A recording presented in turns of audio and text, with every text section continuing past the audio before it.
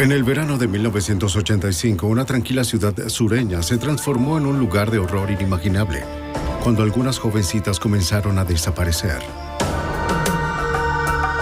Un astuto asesino en serie estaba suelto y atormentaba a las familias mientras evadía su captura.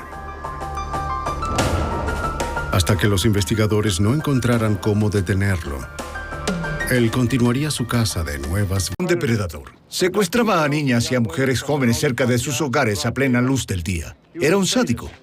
Telefoneaba a las familias para burlarse de ellos, animarlos, para luego jugar con sus... Soy Jim Armstrong, ex jefe del FBI en Nueva York. Este asesino en serie, quien quiera que fuera, lograba pasar desapercibido en la sociedad. Sin embargo, ansiaba la atención que sus crímenes obtenían. En algún lugar de esta contradicción se encontraba la clave para capturarlo. El gato y el ratón. El 31 de mayo de 1985, el sol de la tarde calentaba la ciudad de Lexington, en Carolina del Sur, con una abrasadora temperatura de 38 grados centígrados. Sherry Faye Smith había encontrado alivio al calor en una fiesta en la piscina, acompañada por su novio y compañeros de la escuela secundaria.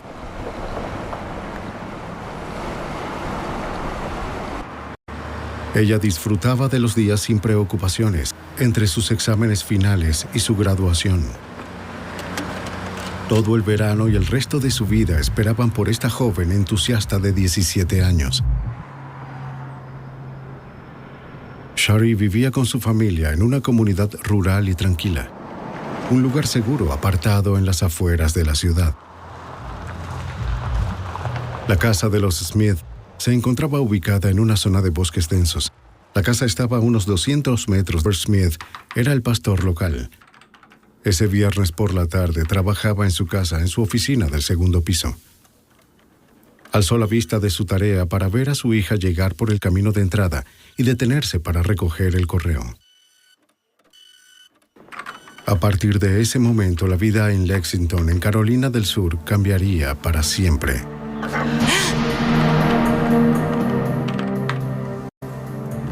Esperando que Sherry entrara a la casa, el señor Smith volvió a mirar por la ventana. Se percató de que su auto permanecía cerca del buzón, pero ella no estaba a la vista. Inmediatamente sintió que sucedía algo extraño. Él decidió salir a comprobar qué pasaba. Sherry padecía de diabetes. Si su azúcar en la sangre estuviera fuera de balance, podría desorientarse o desmayarse.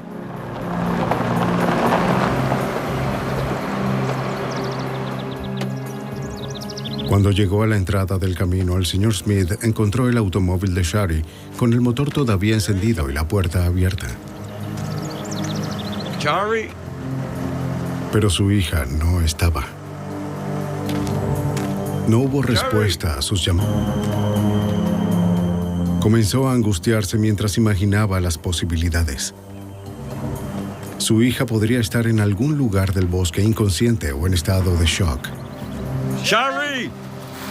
Gritó más alto, casi frenético por la preocupación. ¡Shari! No había señales de ella en ninguna parte.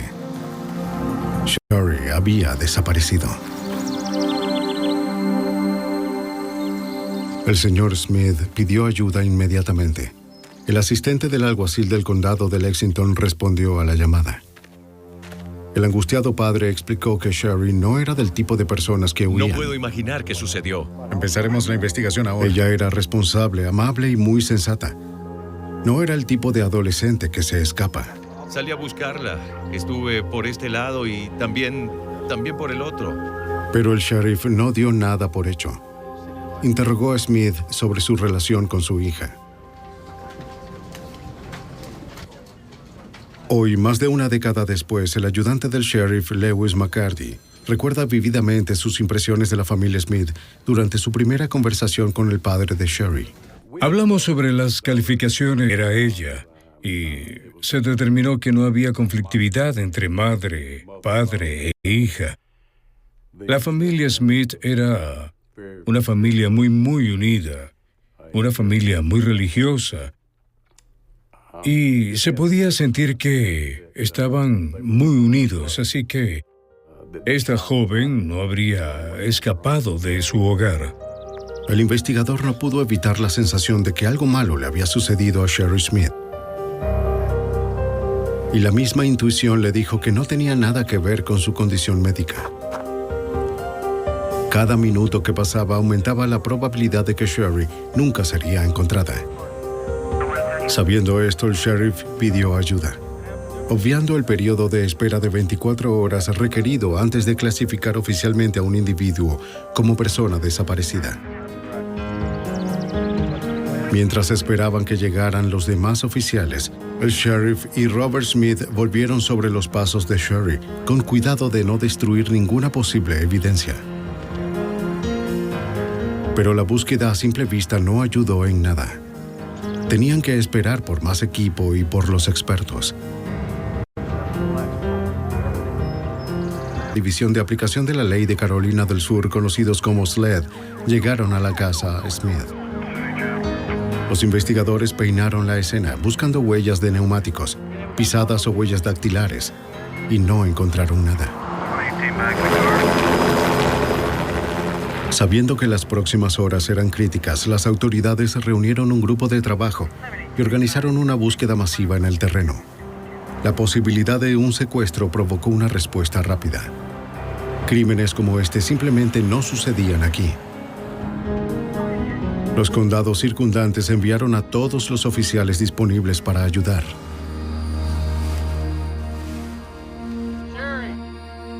La noticia de la desaparición de Sherry se extendió rápidamente a través de la estrecha comunidad de Lexington. Cientos de residentes locales se ofrecieron para participar en la búsqueda. Aún así, no encontraron ningún rastro de la joven. ¡Sari! ¡Sari!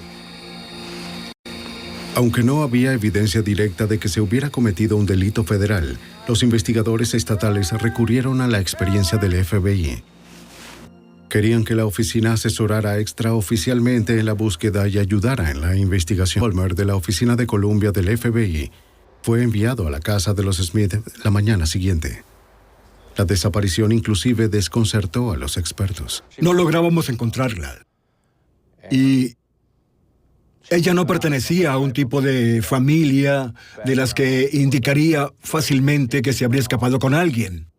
Ella era de una familia estable, un buen entorno, y ellos inmediatamente pensaron, obviamente, que algo malo había sucedido. Pero no teníamos idea en ese momento qué podía ser. La búsqueda continuó con urgencia, con cientos de voluntarios y oficiales trabajando sin detenerse. Fue una tarea desalentadora. El calor y el terreno dificultaban la búsqueda.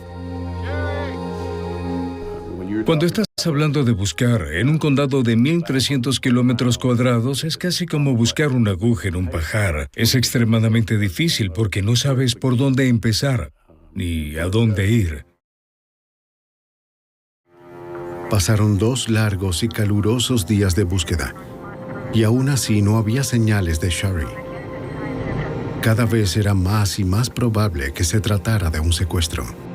La idea de que un crimen como este pudiera ocurrir en su ciudad, los residentes de Lexington estaban asustados. Los niños no salían sin sus padres. Nadie iba solo a ningún lado. A cada hora que pasaba, los investigadores se esforzaban por mantener la esperanza de encontrar ilesa a Sherry.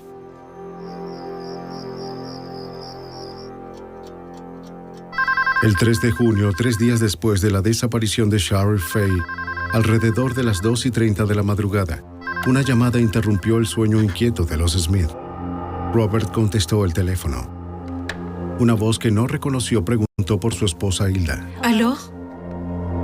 La persona que llamó afirmó ser el secuestrador de Sherry. Sí. El secuestrador se disculpó por llevarse a Sherry e insistió en que pronto la devolvería. Dejó claro que esa no era una llamada de rescate. Le dijo a Hilda que recibiría una carta por correo ese mismo día. ¿Pero qué es lo que quiere? Prometió que volvería a llamar y colgó. Aunque el teléfono ya había sido configurado, la llamada fue demasiado corta para obtener un seguimiento. Los oficiales de SLED que estaban en la casa de los Smith llamaron inmediatamente a la gente. Viva o muerta. La persona que llamaba indicaba que estaba viva y que él la iba a devolver a salvo. Y creo que en ese momento todos tenían la esperanza de que él era sincero y de que en realidad ella no estaba muerta y sería devuelta a su hogar y familia. Una carta que con suerte contenía pistas sobre el paradero de Sherry sería un alivio bienvenido, pero primero tenían que averiguar si la carta prometida por quien llamaba realmente existía. Sin perder tiempo, despertaron al jefe de correos de la ciudad y le ordenaron que abriera la oficina de correos antes del amanecer. Y enseguida comenzaron a trabajar revisando carta por carta todo el lote de correo saliente.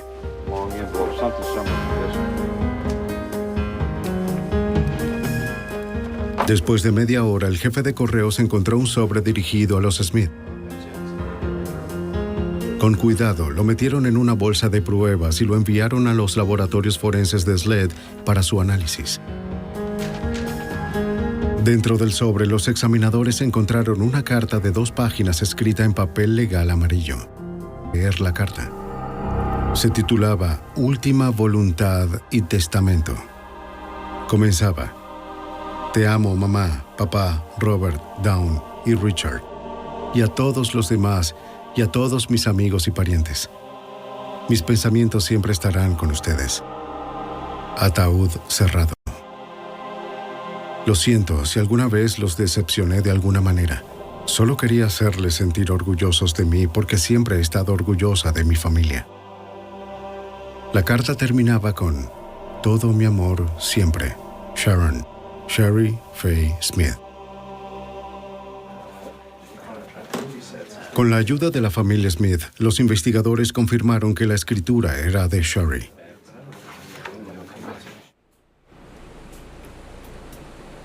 Los investigadores del laboratorio comenzaron la laboriosa tarea de analizar la carta. La búsqueda de impresiones, pelos, fibras y otras pistas tomaría semanas. Y si bien los investigadores esperaban que el documento pudiera proporcionar otras pistas valiosas, se alarmaron por el contenido de la carta.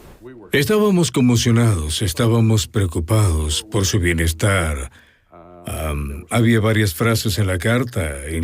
Sería un ataúd cerrado, como... no sabemos por qué. ¿Por qué una joven escribiría ataúd cerrado?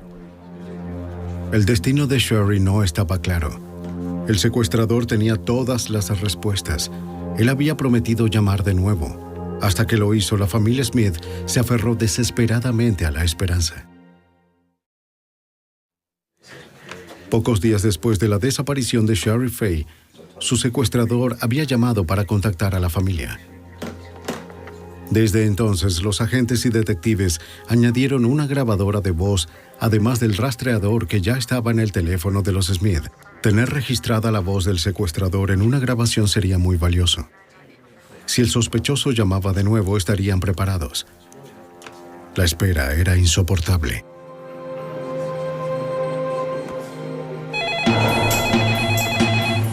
A las 8 en punto de la tarde del 3 de junio sonó el teléfono. Cuando atienda, manténgalo en el teléfono lo más que pueda. Diga. Era la voz de la noche anterior. Él habló con Hilda. ¿Recibió la carta hoy? Sí, Ya sabe que esto no es una llamada falsa. Sí, ya lo sé. Bien, escucha con atención. Tengo que darme prisa. Sé que nos están rastreando la llamada. Pero, ¿Shari está con usted? Shari ahora es parte de mí físicamente, mentalmente, emocionalmente, espiritualmente. Nuestras almas son una ahora. ¿Tu alma ahora es una con Shari? Sí, estamos tratando de resolver eso, así que por favor hagan lo que les digo. El rastreo había sido exitoso. Adelante, ya lo captamos. El sospechoso había llamado desde una cabina telefónica a 32 kilómetros de distancia de la casa de los Smith Una red de alguaciles del sheriff, apostados en el área, se apresuraron para llegar al sitio, esperando atrapar a la persona que aún llamaba por teléfono. Pero cuando llegaron, lo único que encontraron fue un teléfono colgando del gancho. Detengan a cualquiera cerca del área. Ahora mismo. Se había escapado sin dejar ningún rastro, ni siquiera huellas dactilares. La hermana mayor de Sherry, Dawn, recuerda la angustiosa incertidumbre. Yo no entendía lo que estaba pasando en ese momento. No entendí que él era una persona muy enferma. Nunca había tratado con alguien así en mi vida. Pero hoy que tenía que haber alguna razón para explicar su locura al secuestrar a Sari. En la superficie, las conversaciones telefónicas del secuestrador no revelaron nada sobre el paradero de Sherry. Sin embargo, para el FBI, las llamadas telefónicas dieron una primera visión del interior de la mente de este retorcido depredador. Dependía ahora de los analistas del FBI en la Unidad de Apoyo Investigativo en Quantico, Virginia, penetrar en la mente de este criminal. John Douglas fue pionero en la elaboración de perfiles de conducta para el FBI. Él y otros analistas desarrollaron esta herramienta de investigación durante más de 25 años de entrevistas con asesinos convictos, pirómanos, violadores y terroristas. Está bien. Cuando alguien pregunta por un perfil, lo que está buscando son características que incluyen género, incluye edad, raza, a veces tipografía corporal, nivel educativo, tipo de ocupación. Para determinar estas características, el analista intenta pensar como el asesino. Él trata de descubrir sus motivaciones. El examen de cada aspecto de un crimen revela patrones de comportamiento. Lo que emerge es un perfil que describe el tipo de persona que probablemente sea el asesino. Después de analizar cada detalle del secuestro de Sherry, Douglas generó un perfil de 22 puntos del sospechoso. Describió al secuestrador como un hombre blanco entre los 20 y los 30 años, con una inteligencia superior a la media. Lo más probable es que trabajara como jornalero de cuello azul, debido a que sonaba como si el asesino hubiera distorsionado electrónicamente su voz. Probablemente había trabajado en la contratación eléctrica. Él tendría antecedentes penales. Douglas también sugirió que vivía en la zona. El tono y el contenido de sus llamadas telefónicas indicaban que era un obsesivo compulsivo asocial.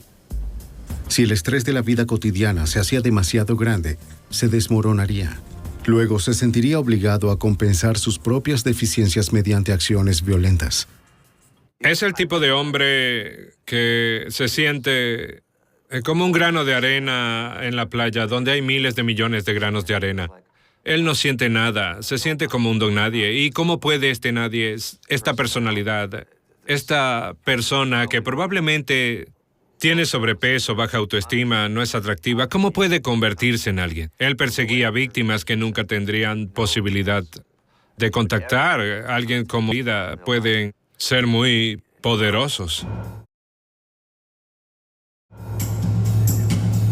El miércoles 5 de junio, los Smith recibieron otra llamada. Esta vez le dio a la familia indicaciones sobre dónde encontrarían a Sherry. Escuche cuidadosamente. Tome la autopista 378 oeste hacia la rotonda. Gira a la izquierda en el edificio con marco blanco. Vaya al patio trasero. 2 metros más allá estaremos esperando. Dios nos eligió.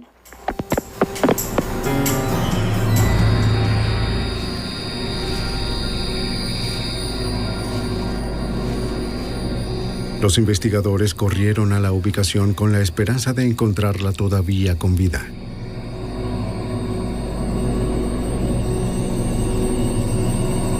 Seis días después de su misteriosa desaparición, los investigadores encontraron el cuerpo de Sherry Faye Smith.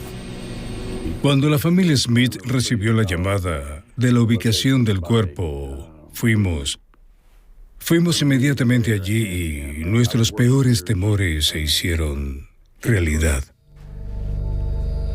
El cuerpo de Sherry había sido dejado en los bosques del condado de Saluda, a unos 17 km.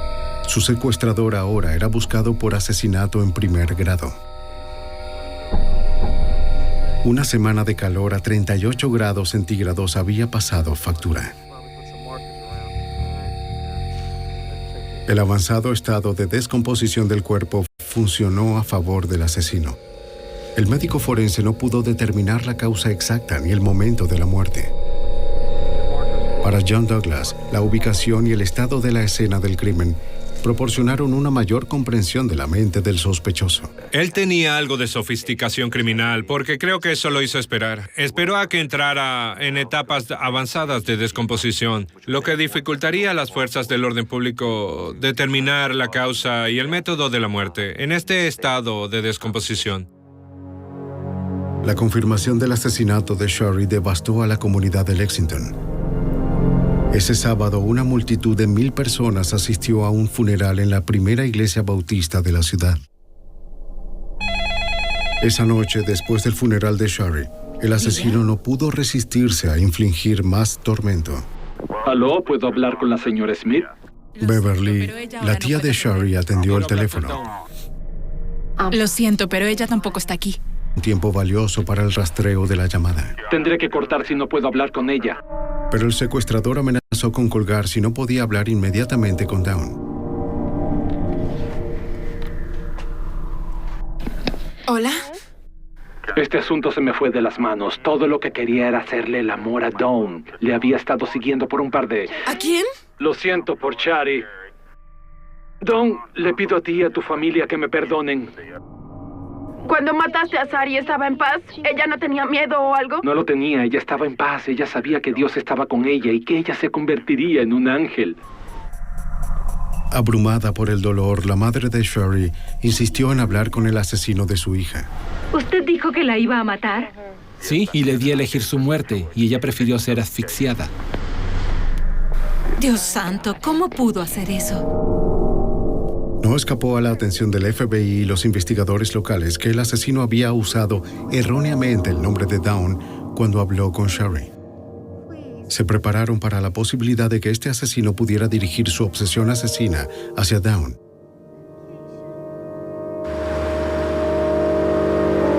Pero el sospechoso haría solo una llamada más antes de caer en un oscuro silencio, que todavía estaba allí, aterrorizando a una comunidad.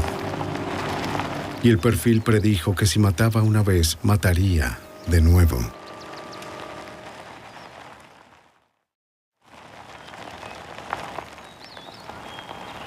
En junio de 1985, los investigadores del FBI continuaban tras la casa del secuestrador y asesino de Sherry Smith, de 17 años.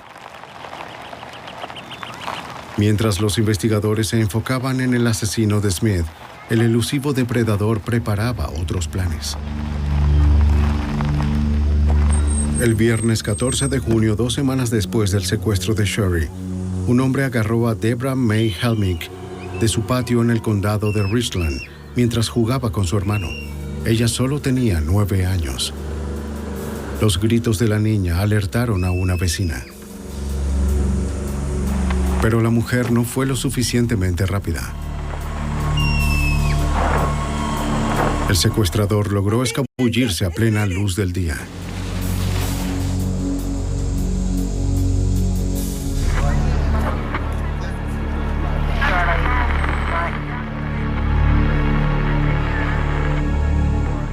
La información vaga.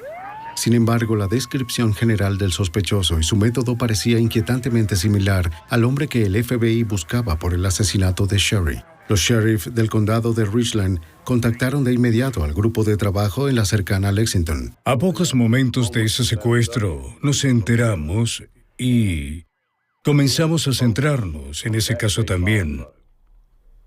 Estábamos más o menos en nuestras mentes.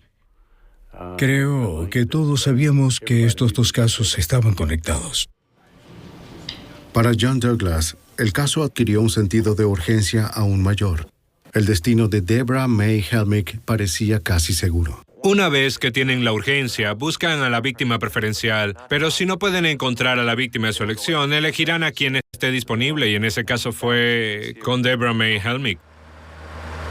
Las noticias del segundo secuestro llevaron a Douglas desde Quantico, Virginia, a Carolina del Sur.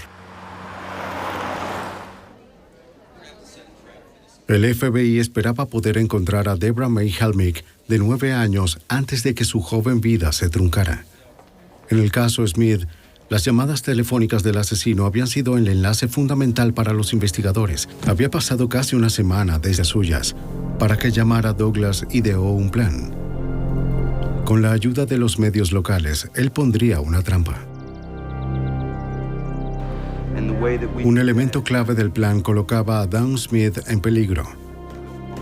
Douglas tuvo que pedirle a los Smith que pusieran en riesgo a su otra hija para atrapar al asesino de Sherry y con suerte encontrar a la joven Debra. Dawn estuvo de acuerdo. La gente pensaba que éramos gemelas, nos parecíamos mucho y se me ocurrió que si yo respondía al teléfono, quizás él volcaría su fascinación por Sari hacia mí. Y si pudiera mantenerlo hablando por teléfono lo suficiente sobre Sari, sobre él mismo, sobre cualquier cosa para mantenerlo al teléfono, entonces podrían rastrear la llamada y atraparlo. Permitirle... La estrategia de Douglas se centró en un servicio conmemorativo para Sherry. Los investigadores promovieron el servicio en la prensa local. Los agentes esperaban que la atención de su primera víctima reavivara la fascinación del asesino con Dawn. Douglas necesitaba algo más para cebar la trampa. Un artículo personal de la habitación de Sherry. Según su experiencia, Douglas sabía que los depredadores sexuales a menudo de sus víctimas quieren elementos que puedan conservar, incluso mostrar como trofeos. Él se fijó en el oso koala. Era la mascota de la universidad a la que ella planeaba asistir en el otoño. Vamos a usarlo.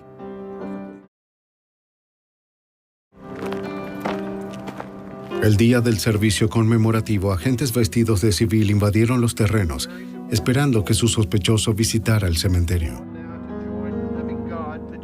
Cuando el ministro de la familia pronunció una oración, Dawn y sus padres se abrazaron.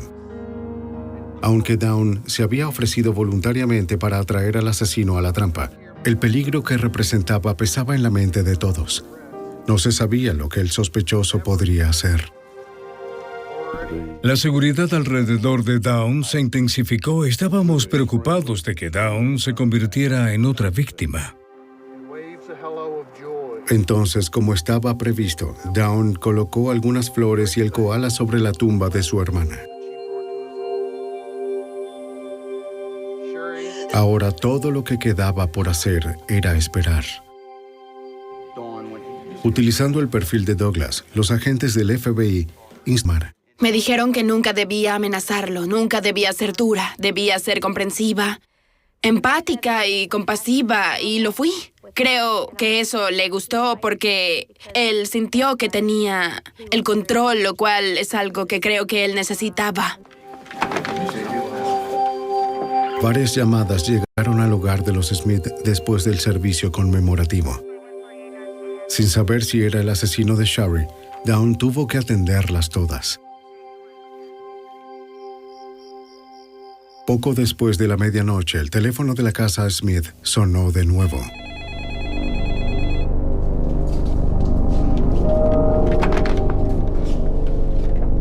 ¿Diga? Esto es de parte de Sari Faye Smith. ¿Eres Dawn? Sí. Como Douglas había esperado, el culpable mordió el anzuelo. Y como se anticipó, el asesino había enfocado su atención en Dawn. No puedes estar protegida todo el tiempo. Le dejó en claro que ella sería su próxima víctima. ¿Entiendes? Tú lo sabes. Dios quiere que te unas a Shari Faye. Es solo cuestión de tiempo. A pesar de la amenaza, Dawn lo mantuvo en la línea, soportando el abuso del hombre que asesinó a su hermana. Mientras los funcionarios... Atentamente, vete hacia el norte. Después, antes de colgar, el asesino le dio instrucciones. Gira a la derecha, Debra May. Está esperando. Dios nos perdona a todos.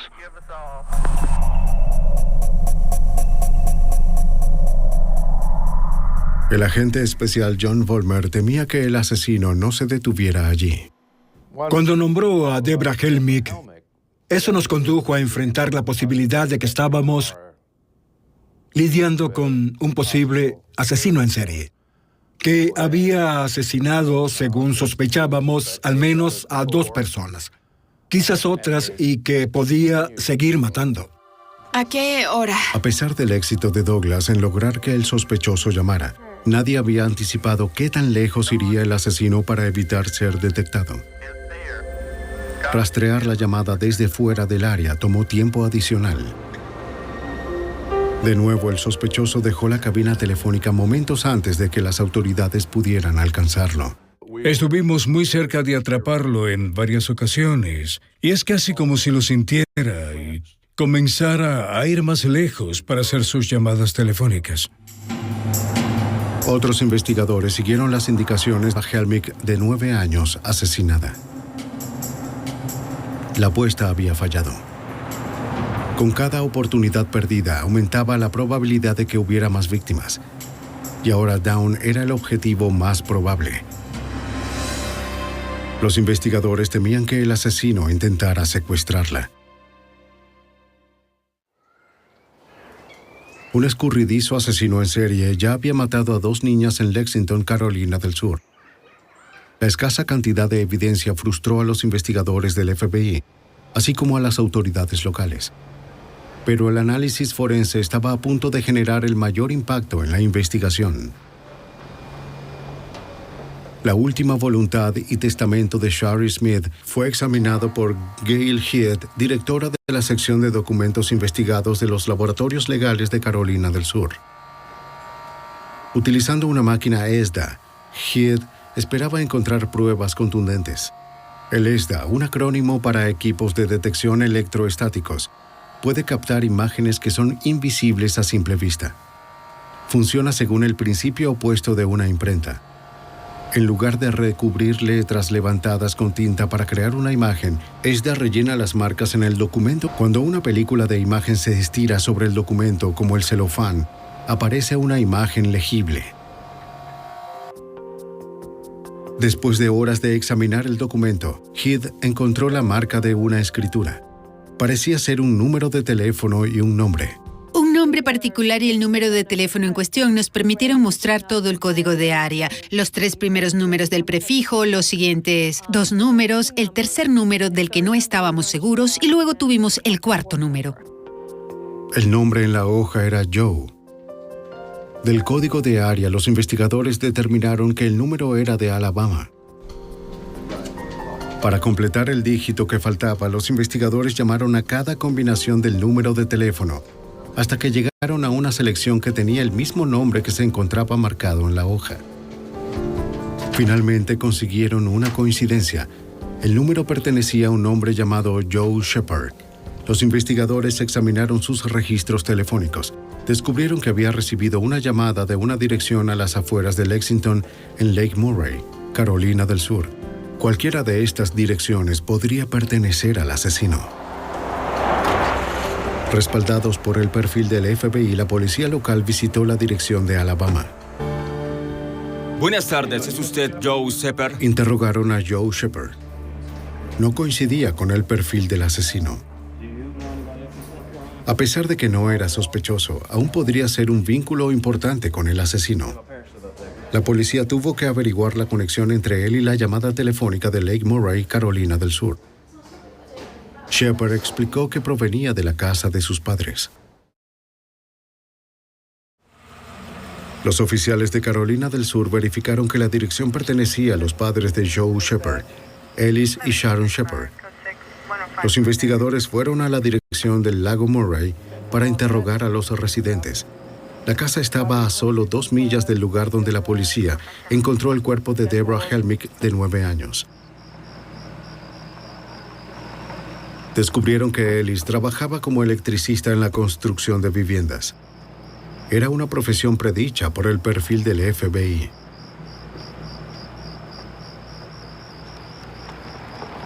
Cuando los oficiales tocaron la puerta, un automóvil se detuvo en la entrada.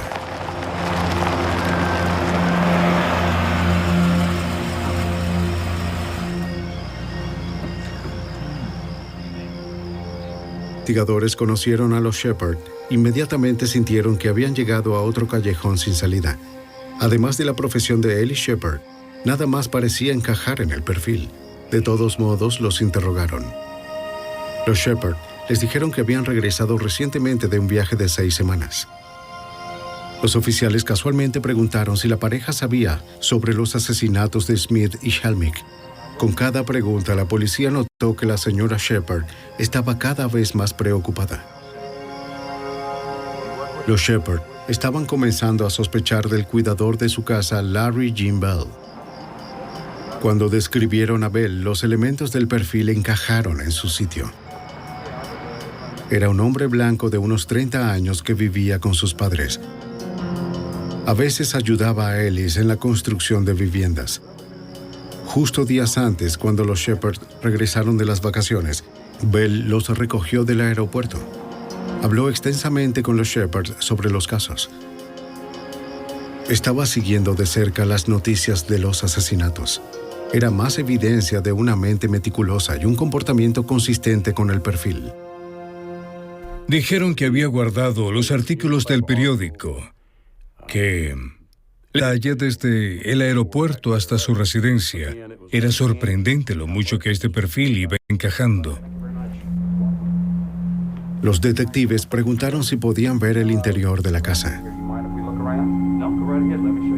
Sospechando que el asesino había usado un arma para obligar a Sherry Smith a entrar en el automóvil, le preguntaron a Ellie Shepard si poseía un arma. Shepard los llevó a un cajón donde guardaba su revólver.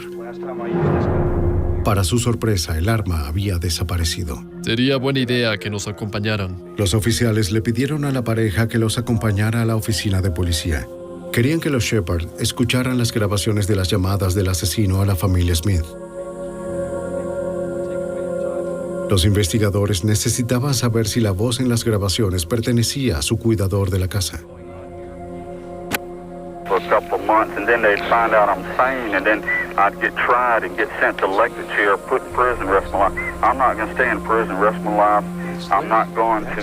Aunque la persona que llamaba podía haber alterado electrónicamente su voz, para los Shepard estaba claro que el hombre en la cinta era el cuidador de su casa, Larry Jean Bell. Todos estábamos animados, no podíamos mostrar ninguna emoción, pero en ese momento subiste hombre. Los Shepard le dijeron a la policía que esperaban que Bell llegara a su casa a las 7:30 de la mañana siguiente para ir a trabajar.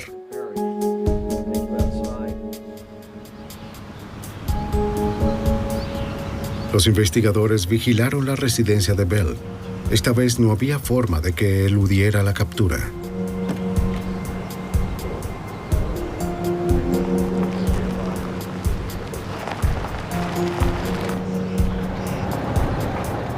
Larry Jean Bell se dirigió por la carretera hacia la casa de los Shepard.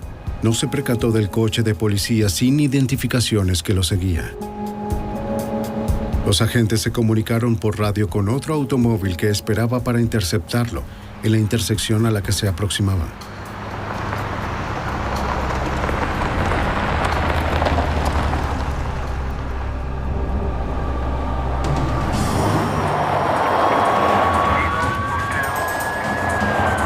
El 26 de junio de 1985 a las 7:19 de la mañana, los investigadores finalmente atraparon al escurridizo Larry Jean Bell.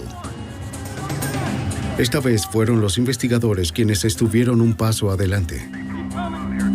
Llevado a la oficina de policía para ser interrogado. Con Bell ahora bajo custodia, los investigadores aún necesitaban cerrar bien el caso para asegurarse de que nunca más pudiera estar libre para matar de nuevo. Combinando contundentes pruebas forenses con el perfil del FBI, la policía de Carolina del Sur arrestó a Larry Jean Bell por sospechas de secuestro y asesinato. Pero ahora tenían que demostrar sin lugar a dudas que él era el asesino de Sherry Smith y Deborah May Helmick. Quedó en manos del abogado del condado de Lexington, Donald Myers, presentar el caso. Como fiscal de carrera, Myers estaba decidido a condenar al asesino que se había burlado tan horriblemente de la familia de su víctima. No me gusta Larry Jean Bell. Incluso antes de conocerlo.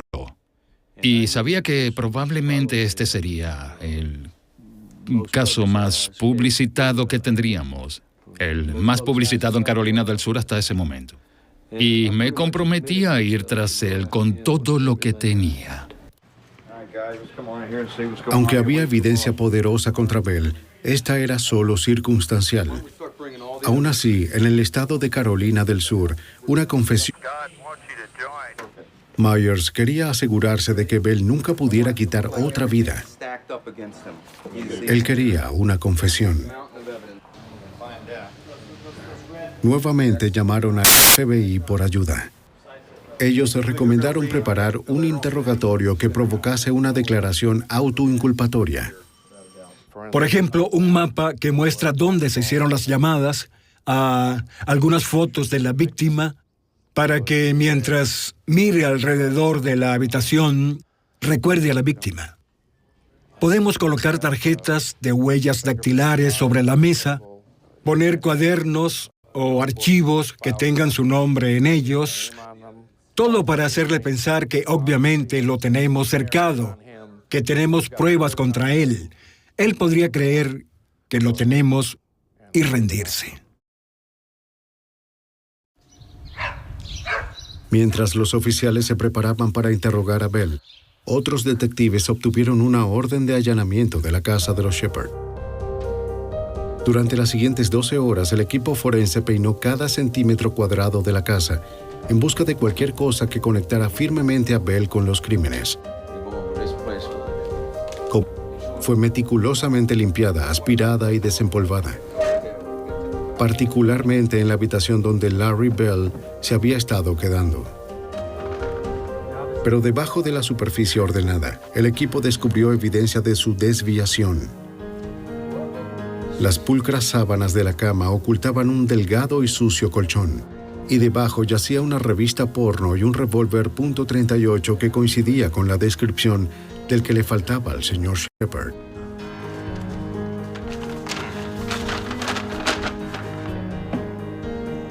A pesar de las alfombras recién aspiradas, un investigador recuperó un cabello rubio en el espacio al que no llegaría una aspiradora.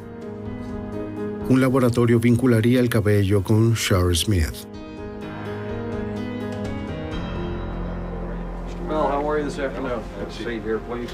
Mientras los investigadores continuaron la búsqueda de pruebas en la casa de los Shepard, los detectives en el interrogatorio llevaron a cabo la estrategia del FBI. Primero se aseguraron de que Bell estuviera cómodo. Según lo aconsejado por Douglas, hablaron con el sospechoso sin amenazas. Fingieron simpatizar con él, comprender su dolor para que él se confiara. Fueron llevando a su sospechoso a través de la creciente cantidad de pruebas que le condenaban. En cada oportunidad, le recordaban a las víctimas. Bell lo negó todo. Sin embargo, hizo una petición curiosa. Quería conocer a Dawn y a Hilda Smith. Esperando que la madre y la hermana de su primera víctima pudieran conseguir una confesión, los Smith estuvieron de acuerdo. Hilda y Dawn intentaron prepararse mentalmente. Finalmente, entraron a la habitación y se encontraron cara a cara con el asesino de Shari. Él comenzó a murmurar y a hablar de cuánto lo lamentaba, de que la persona que estaba sentada en esa silla no podría haber sido la que hizo esto, pero que otro Larry Bell podría haber sido. Realmente no tenía mucho sentido, así que recuerdo verlo sentado allí, recuerdo haberlo visto, recuerdo haberlo escuchado y realmente me sentí asqueada. Porque yo sabía que este era el hombre. Y ni siquiera era lo suficientemente hombre para decir, lo hice, lo siento. Solo trató de poner excusas, pero mi madre le dijo al que mató a mi hija y puedo decir honestamente que no te odio. Y él se puso lloroso. Pero el quiebre emocional de Bell llegó solo hasta el punto de soltar lágrimas. Él nunca hizo la confesión que las autoridades querían.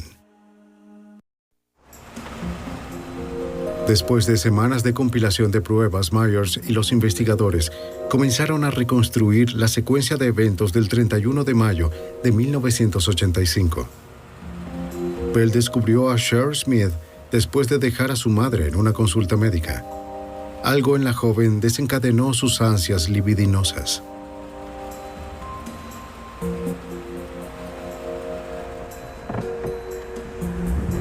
Cuando salió del estacionamiento, Bell la siguió. Su deseo destruyó el poco control que poseía. Él nunca la perdió de vista. Sherry no se percató de que un auto la seguía por la carretera. Se detuvo en el camino de entrada y caminó hasta el buzón.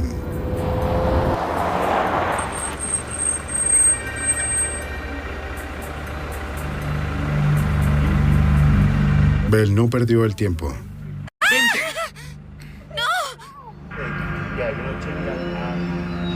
Llevó a Sherry a la casa de los Shepard, en el lago Murray. Después, Bell canceló una cena con los amigos. Les dijo que quería quedarse en la casa de los Shepard y ver un partido de béisbol. Ya había atado a Sherry a la cama. La evidencia mostró que Sherry había sido violada. Antes de matarla, Bell forzó a Sherry a escribir su última voluntad y testamento.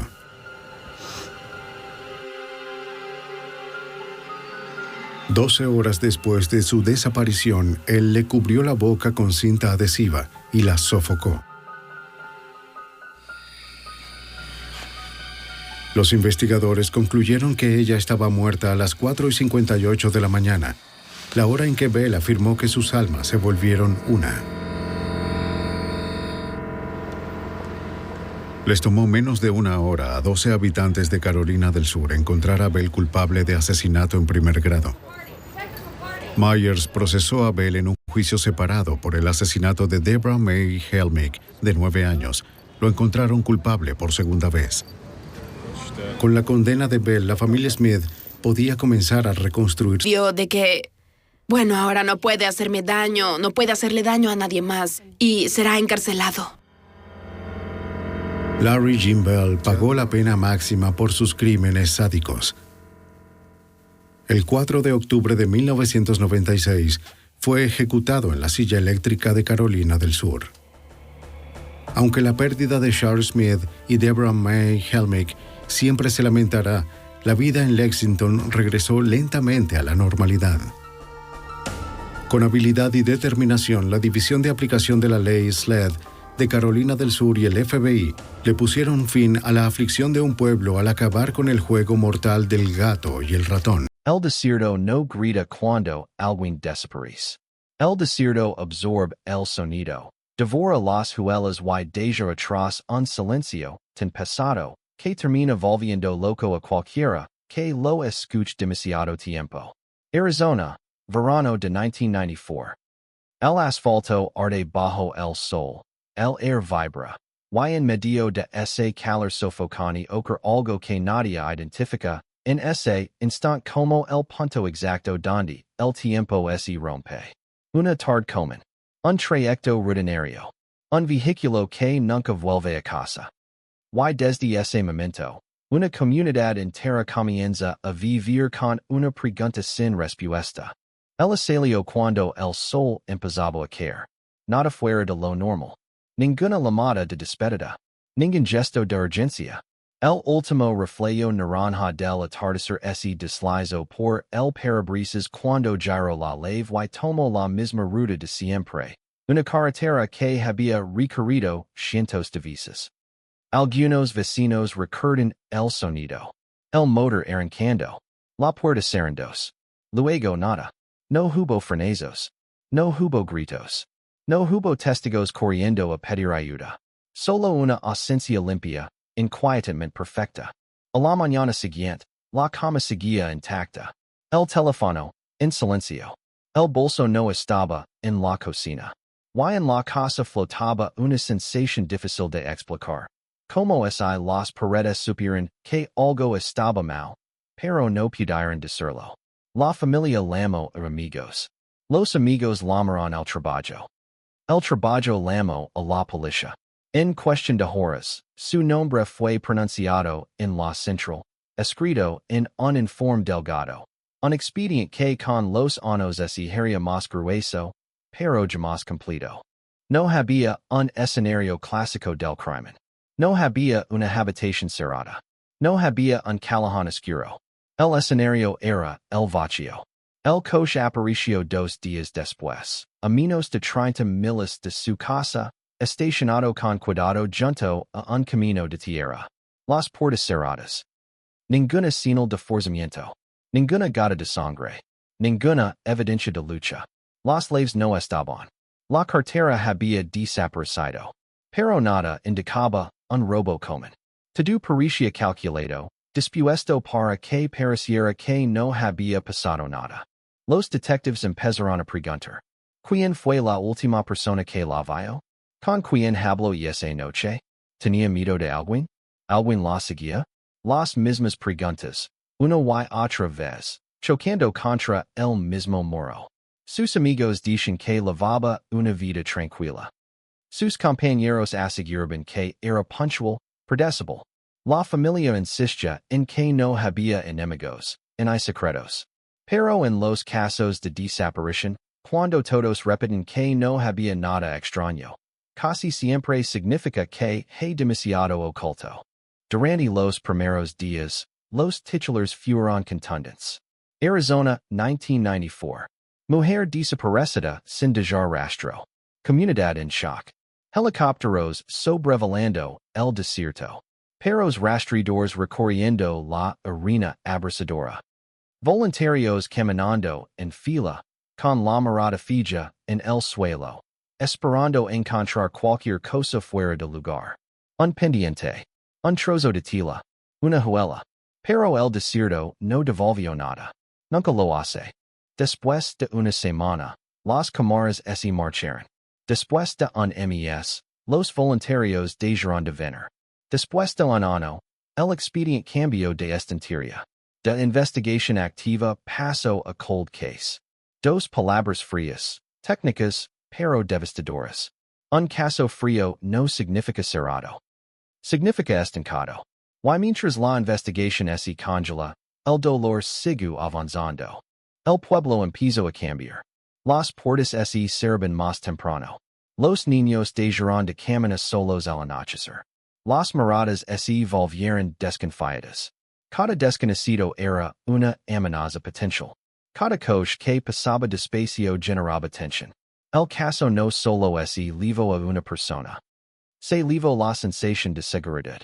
En el archivo policial quedaron detalles sueltos, pequeños, casi invisibles. Una llamada extraña registrada sin origen claro. Un testigo que creó ver otro vehículo cerca del lugar, pero no pudo recordar el color. Un recibo de gasolina encontrado en una papelera que no pertenecía a ella, pero estaba cerca de donde apareció el coche. Países que no encajaban. Fragmentos que no formaban una imagen coherente, solo más confusión. Los investigadores fueron cambiando. El primero se jubiló. El segundo fue trasladado. El tercero tomó el caso con energía renovada y chocó contra la misma pared. Cada reapertura del expediente levantaba polvo, relía las mismas declaraciones, repetía las mismas preguntas. Y el silencio respondía siempre igual. El tiempo pasaba, pero el caso no envejecía. Solo se volvía más pesado. La familia nunca dejó de esperar. Cada llamada nocturna aceleraba el pulso. Cada golpe en la puerta traía esperanza y miedo al mismo tiempo. Colgaron su foto en paredes, en posts, en tablones comunitarios. Su rostro se volvió parte del paisaje urbano, tan familiar que muchos olvidaron que detrás de esa imagen había una voz, costumbres, una vida interrumpida sin aviso. Los años trajeron rumores. Alguien juró haberla visto en otro estado. Otros dijeron que había huido voluntariamente. Algunos insinuaron secretos familiares. Cada rumor encendía una chispa y se apagaba enseguida, dejando más preguntas que antes. La verdad, esa existía, parecía enterrada bajo capas de tiempo, como algo cubierto por la arena, invisible incluso cuando se sabe exactamente dónde buscar. Y había un detalle que casi nadie mencionaba. Un nombre. Apareció muy temprano en el expediente, escrito con tinta desveda, subrayado una vez y luego ignorado. No era un extraño. Tampoco un amigo cercano. Era alguien en medio. Cuando el caso se enfrió, ese nombre también se hundió, como una piedra lanzada a un pozo profundo. Arizona siguió adelante. Las calles fueron asfaltadas de nuevo.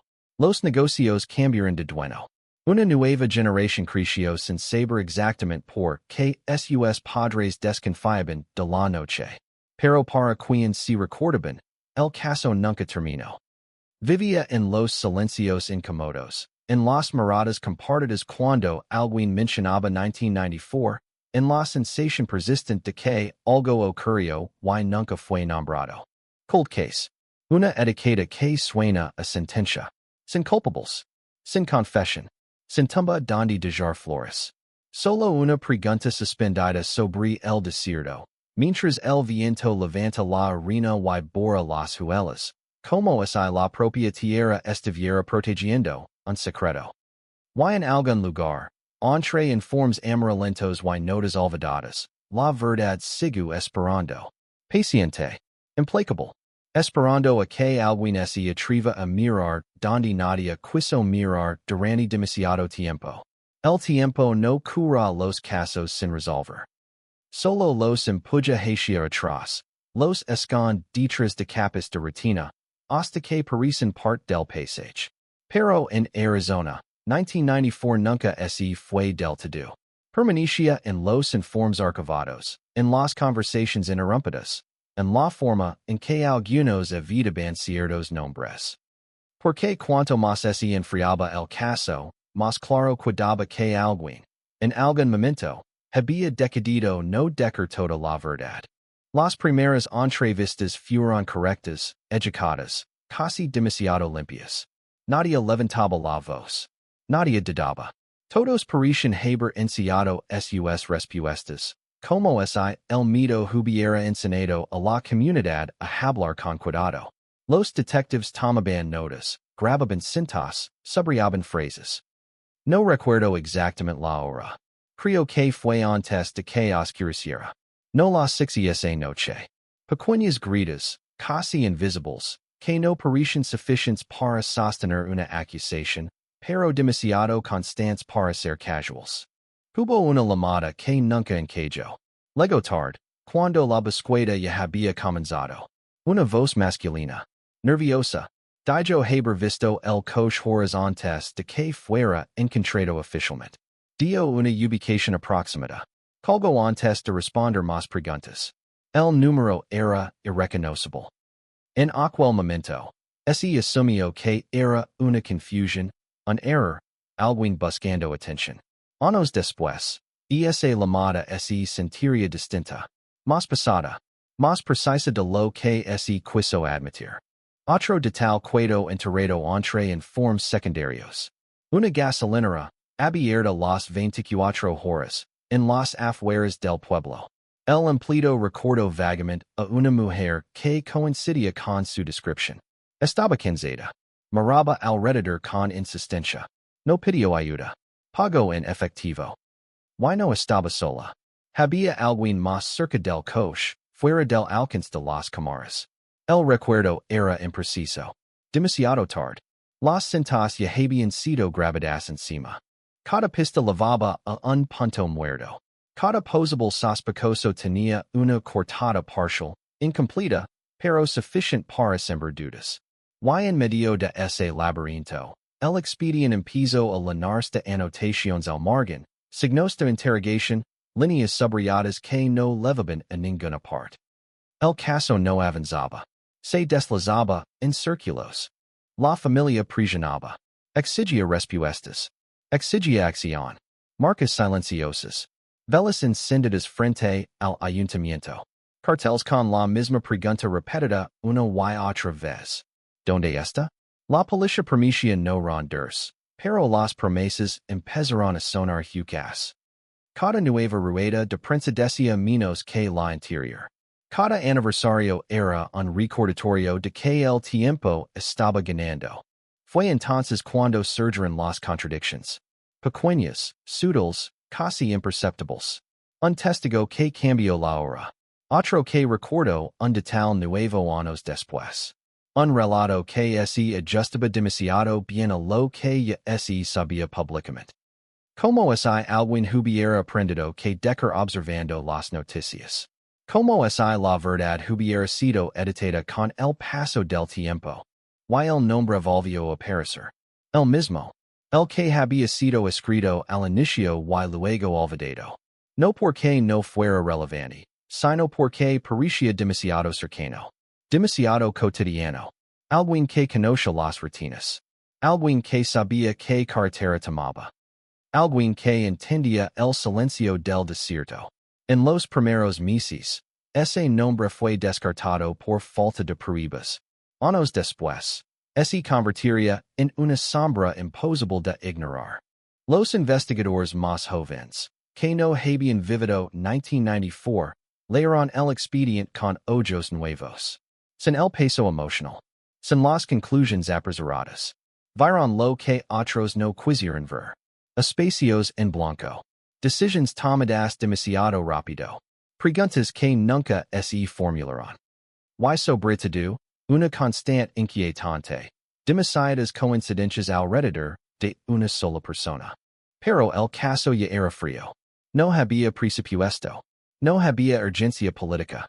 No había presión mediática. Solo quedaban los archivos y una sensación persistente que algo estaba mal. El desierto seguía allí, inmóvil, como un testigo mudo que lo había visto todo y no pensaba hablar. Los rumores regresaron, más oscuros esta vez. Susurros sobre una discusión esa noche. Sobre un favor que salió mal. Sobre una promesa rota. Nada comprobable. Nada que pudiera sostenerse en un tribunal. Pero suficientes para mantener viva la incomodidad. Porque cuando una historia cambia según quien la cuenta, suele significar que alguien está protegiendo algo. Los años siguieron pasando. Las fotografías se descoloraron. Las grabaciones se degradaron. Los recuerdos se volvieron frágiles. Y aún así, el caso se negaba a desaparecer. Cada nuevo detective que lo revisaba terminaba con la misma expresión. Frustración. Duda. Y una pregunta inevitable. ¿Qué fue lo que todos pasaron por alto? En algún punto, el expediente dejó de ser solo una investigación. Se convirtió en una advertencia. En un ejemplo de lo que ocurre cuando el tiempo gana ventaja. Cuando las respuestas se retrasan demasiado. Cuando el silencio se normaliza. Arizona aprendió a vivir con esa herida abierta, sin saber que, en algún lugar, alguien también vivía con el peso de un secreto. Porque los casos sin resolver no son solo historias inconclusas. Son pactos implícitos con la mentira. Son verdades a medias, repetidas tantas veces que empiezan a parecer reales. Y mientras el mundo avanzaba, mientras nuevas noticias ocupaban los titulares, el eco de 1994 seguía resonando, esperando el momento exacto en que una paisa, una sola, encajara por fin. Ese momento aún no había llegado. Pero ese estaba acercando. Lentamente. Inevitablemente. Y cuando lo hiciera, nada en Arizona volvería a sentirse igual. El problema con los secretos es que nunca permanecen enterrados para siempre. Solo esperan. Esperan a que alguien mire el archivo correcto, a que una frase olvidada vuelva a pronunciarse en voz alta, a que el tiempo afloje la lengua de quien ha calado demasiado. En Arizona, casi 10 años después de la desaparición, algo empezó a moverse. No fue un hallazgo espectacular. No fue una confesión. Fue una revisión rutinaria. Una de esas que nadie espera que cambie nada. Un detective nuevo pidió ver todo desde el principio. No resumines. No conclusions anteriores. Todo. Las cintas, las notas manuscritas, los informes tachados, las declaraciones descartadas. Leo despacio. Sin prisa. Como si supiera que la verdad no estaba en lo evidente, sino en lo que había sido pasado por alto. Y ahí apareció de nuevo ese patrón incómodo. Las mismas horas que no coincidían. Las mismas palabras repetidas por personas distintas. Y siempre, orbitando alrededor, el mismo nombre. No era un criminal conocido. No tenía antecedents. No encajaba en el perfil clásico que la gente imagina cuando piensa en un culpable. Precisamente por eso resultaba inquietante. Porque los casos que permanecen sin resolver rara vez lo hacen por falta de pistas. Lo hacen porque la respuesta es demasiado cercana, demasiado incómoda para aceptarla a tiempo. Una de las declaraciones originales empezó a destacar. En 1994 había parecido irrelevant. Un comentario hecho casi al pasar, anotado en el margen del informe. Alguien había dicho que esa noche ella no parecía tranquila. Que miraba el reloj con insistencia. Que estaba esperando algo. O alguien. En aquel momento, nadie profundizó. Ahora, esa frase pasaba como una advertencia ignorada. El detective buscó a ese testigo. Años habían pasado. La memoria era frágil. Pero el miedo seguía intacto. Al principio negó recordar nada nuevo. Luego, en voz baja, admitió que había omitido detalles. No porque no fueran importantes, sino porque no quería problemas. Porque el pueblo era pequeño. Porque el nombre involucrado no era el de un extraño. Era alguien que todavía veía en la tienda, en la calle, en reuniones sociales. Alguien que seguía allí. Otra paisa en que cuando se revisaron las llamadas antiguas. La voz masculina. La llamada anónima. La ubicación discreta coincidía demasiado bien con el lugar donde apareció el coche. No era una suposición. Era conocimiento. Y eso significaba una sola cosa. Quien Lamo sabía exactamente lo que había ocurrido antes de que la policía lo hiciera público. El desierto volvió a ser analizado. No con helicópteros ni con voluntarios, sino con mapas, tiempos, distancias. Se reconstruyó el trayecto. Minuto a minuto. Se comprobó cuánto tardaba alguien en llegar de un punto a otro sin ser visto. Y por primera vez, el escenario dejó de parecer aleatorio. Todo empezaba a tener lógica. Una lógica fría. Calculada. La familia fue informada de que el caso se estaba revisando seriamente otra vez. No permitieron resultados. No usaron palabras grandes. Solo dijeron que algo no cuadraba. Que nunca había cuadrado. La esperanza regresó con cautela, mezclada con una rabia antigua. Porque cada nuevo avance también confirmaba una sospecha dolorosa. Esto se estaba viendo ahora. Quizá pudo haberse visto antes. Los rumores reaparecieron, esta vez con más fuerza. Y no eran simples especulaciones. Eran murmullos cargados de sentido. Historias que se habían contado en privado durante años, esperando el momento en que fuera seguro decirlas en voz alta. Sobre discusiones previas. Sobre una relación tensa. Sobre una promesa incumplida. Nada de eso figuraba oficialmente en el expediente de 1994, pero ahora comenzaba a filtrarse. El nombre, el mismo de siempre, empezó a sentirse distinto. Y no era solo una anotación antigua, era una presencia constante. Cada documento parecía conducir hacia él. Cada omisión tenía su sombra. No había pruebas directas. No todavía. Pero el patrón era imposible de ignorar. El detective entendió entonces por qué el caso había sido congelado. No por falta de pistas, sino por miedo a lo que implicaban.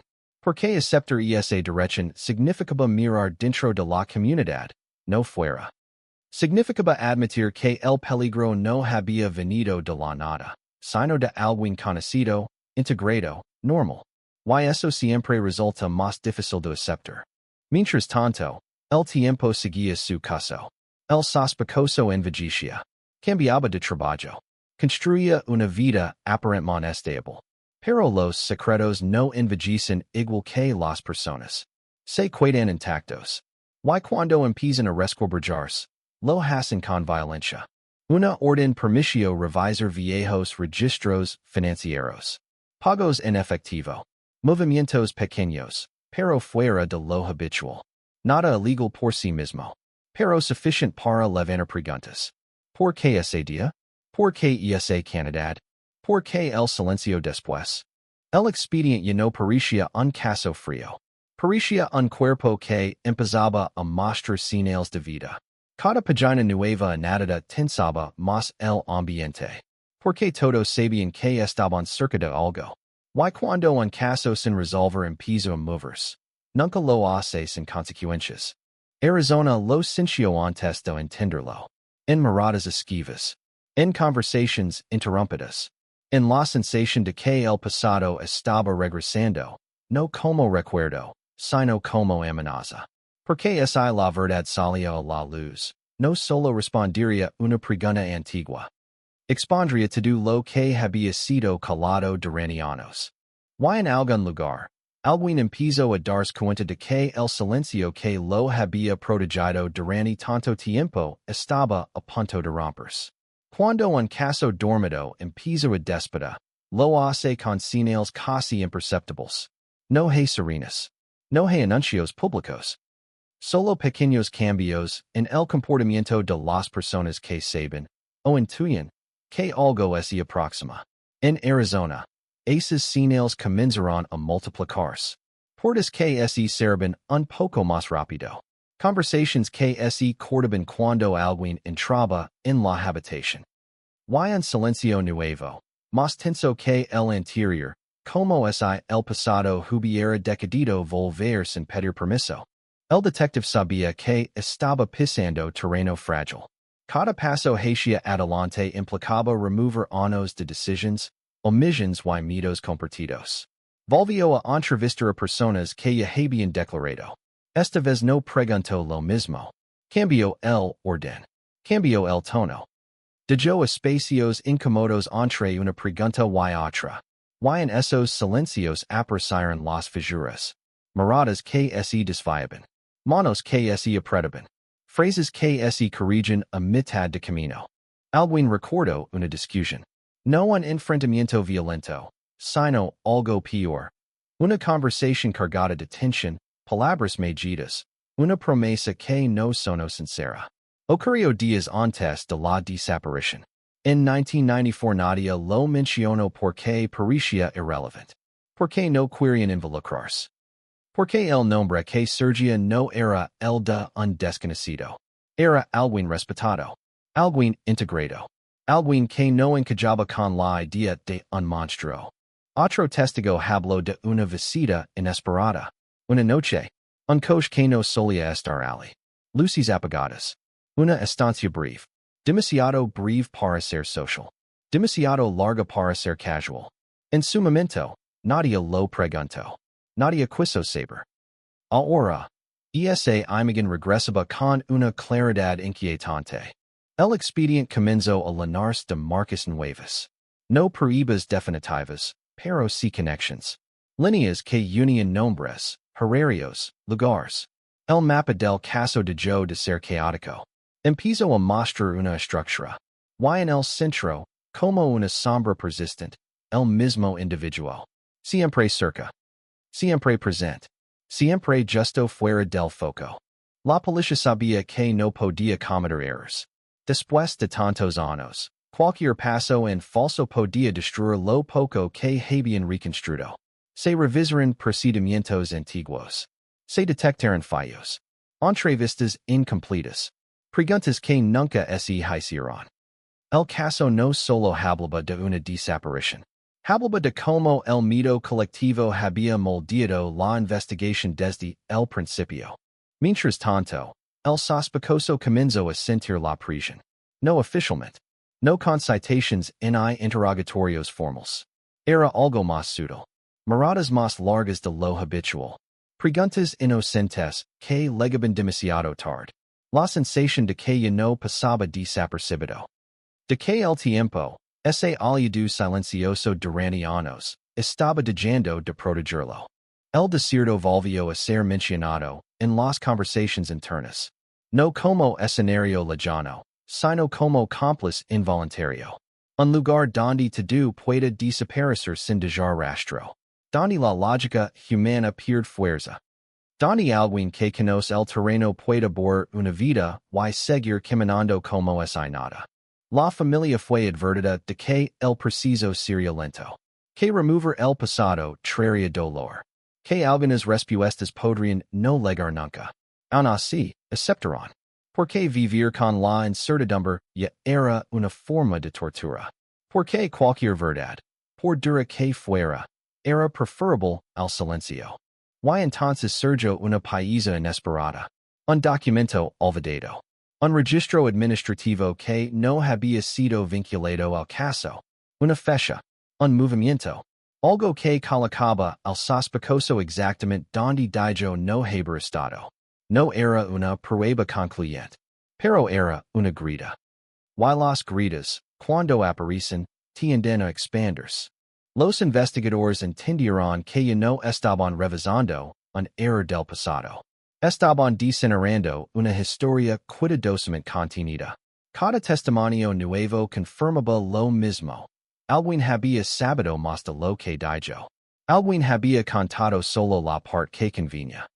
Y durante años, el resto había sido enterrado bajo la normalidad. Arizona empezó a sentirlo como una corriente subterránea. Nada visible aún. Pero la presión aumentaba. Porque cuando un secreto colectivo se aproxima a la superficie, nadie sabe exactamente a quién va a arrastrar con él.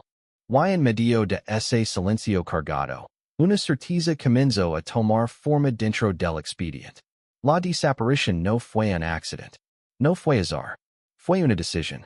Tomada en un momento preciso. Por alguien que creo que el tiempo y el desierto serían suficientes para borrar cualquier rastro. Pero el tiempo había cambiado de bando. El momento más peligroso de un secreto no es cuando nace, sino cuando empieza a ser observado. Cuando deja de sentirse invisible. En Arizona, esa sensación comenzó a propagarse como una electricidad silenciosa.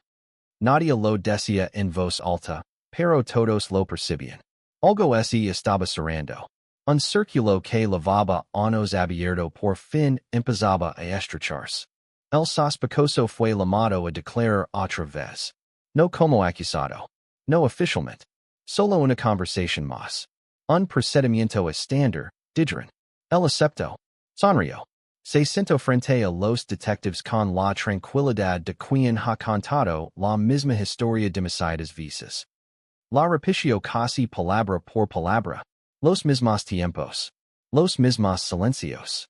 Demasiada coherencia para alguien que hablaba de hechos ocurridos hacia más de una década.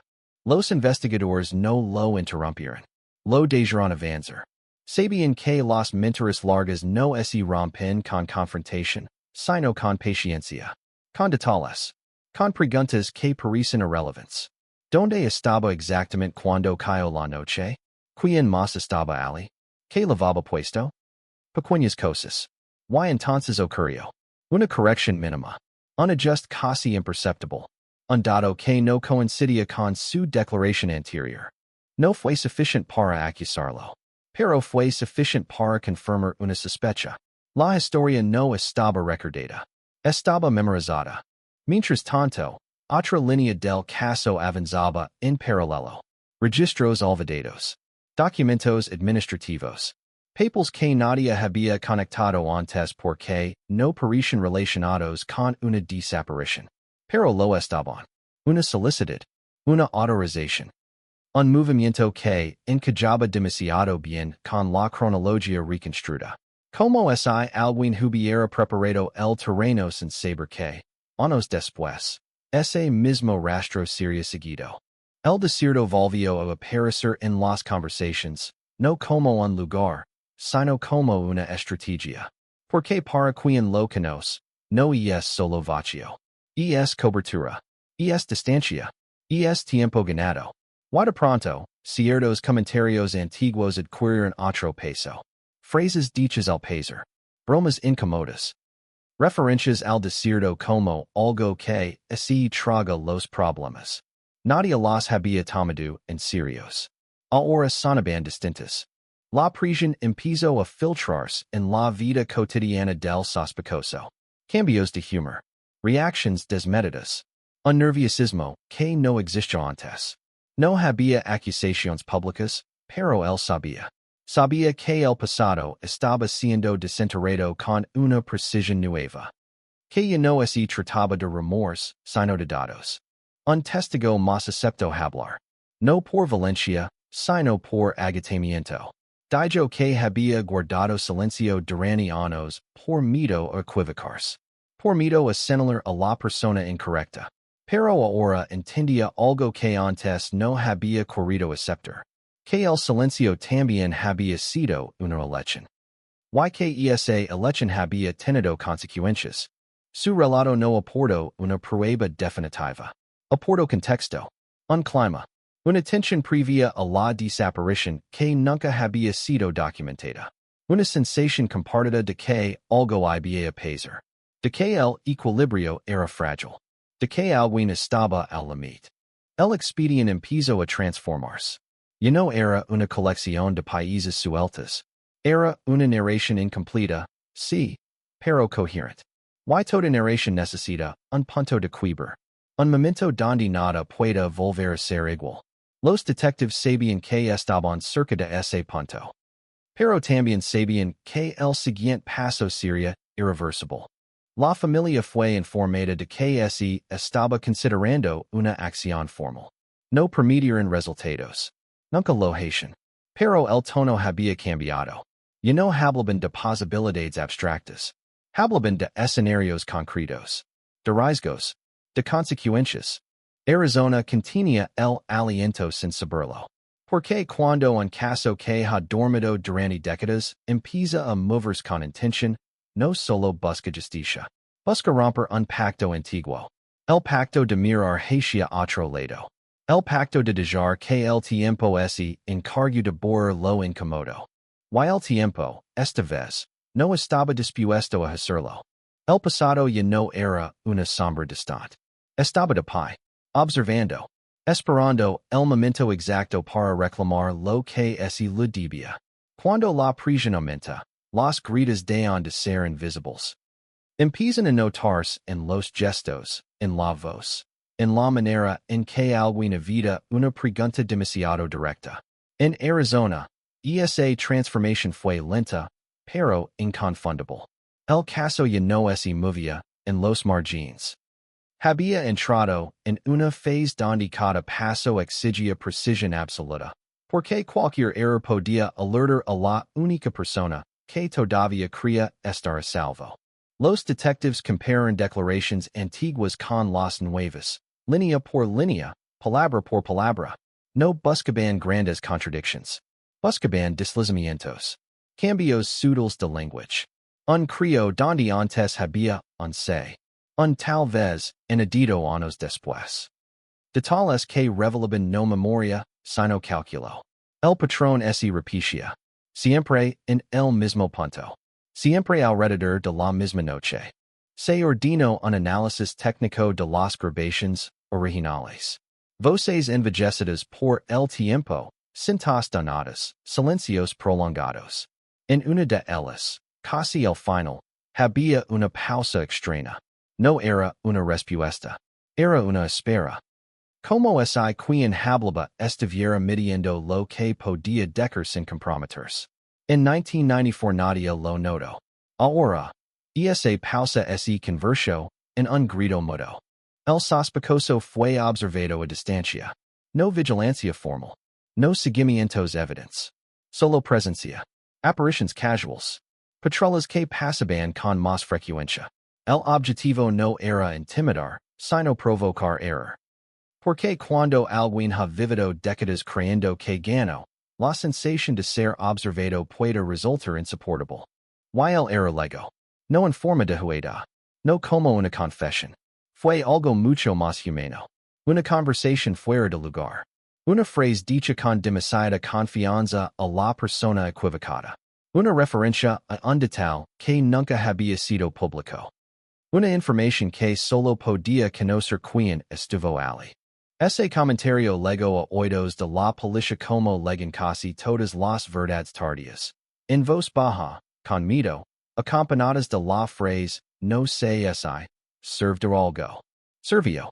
Porque confirmó que el silencio no había sido ignorancia. había sido protección.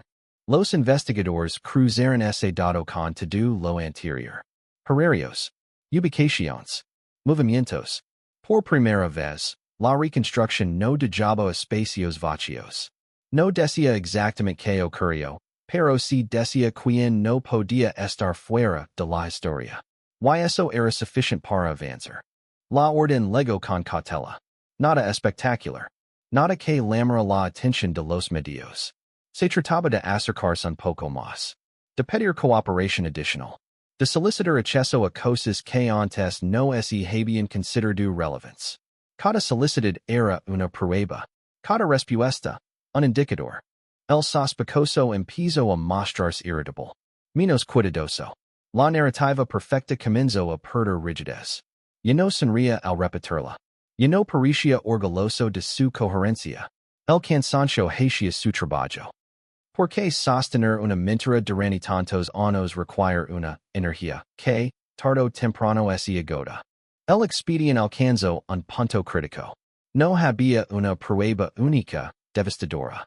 Había algo más peligroso. Una acumulación. Un peso.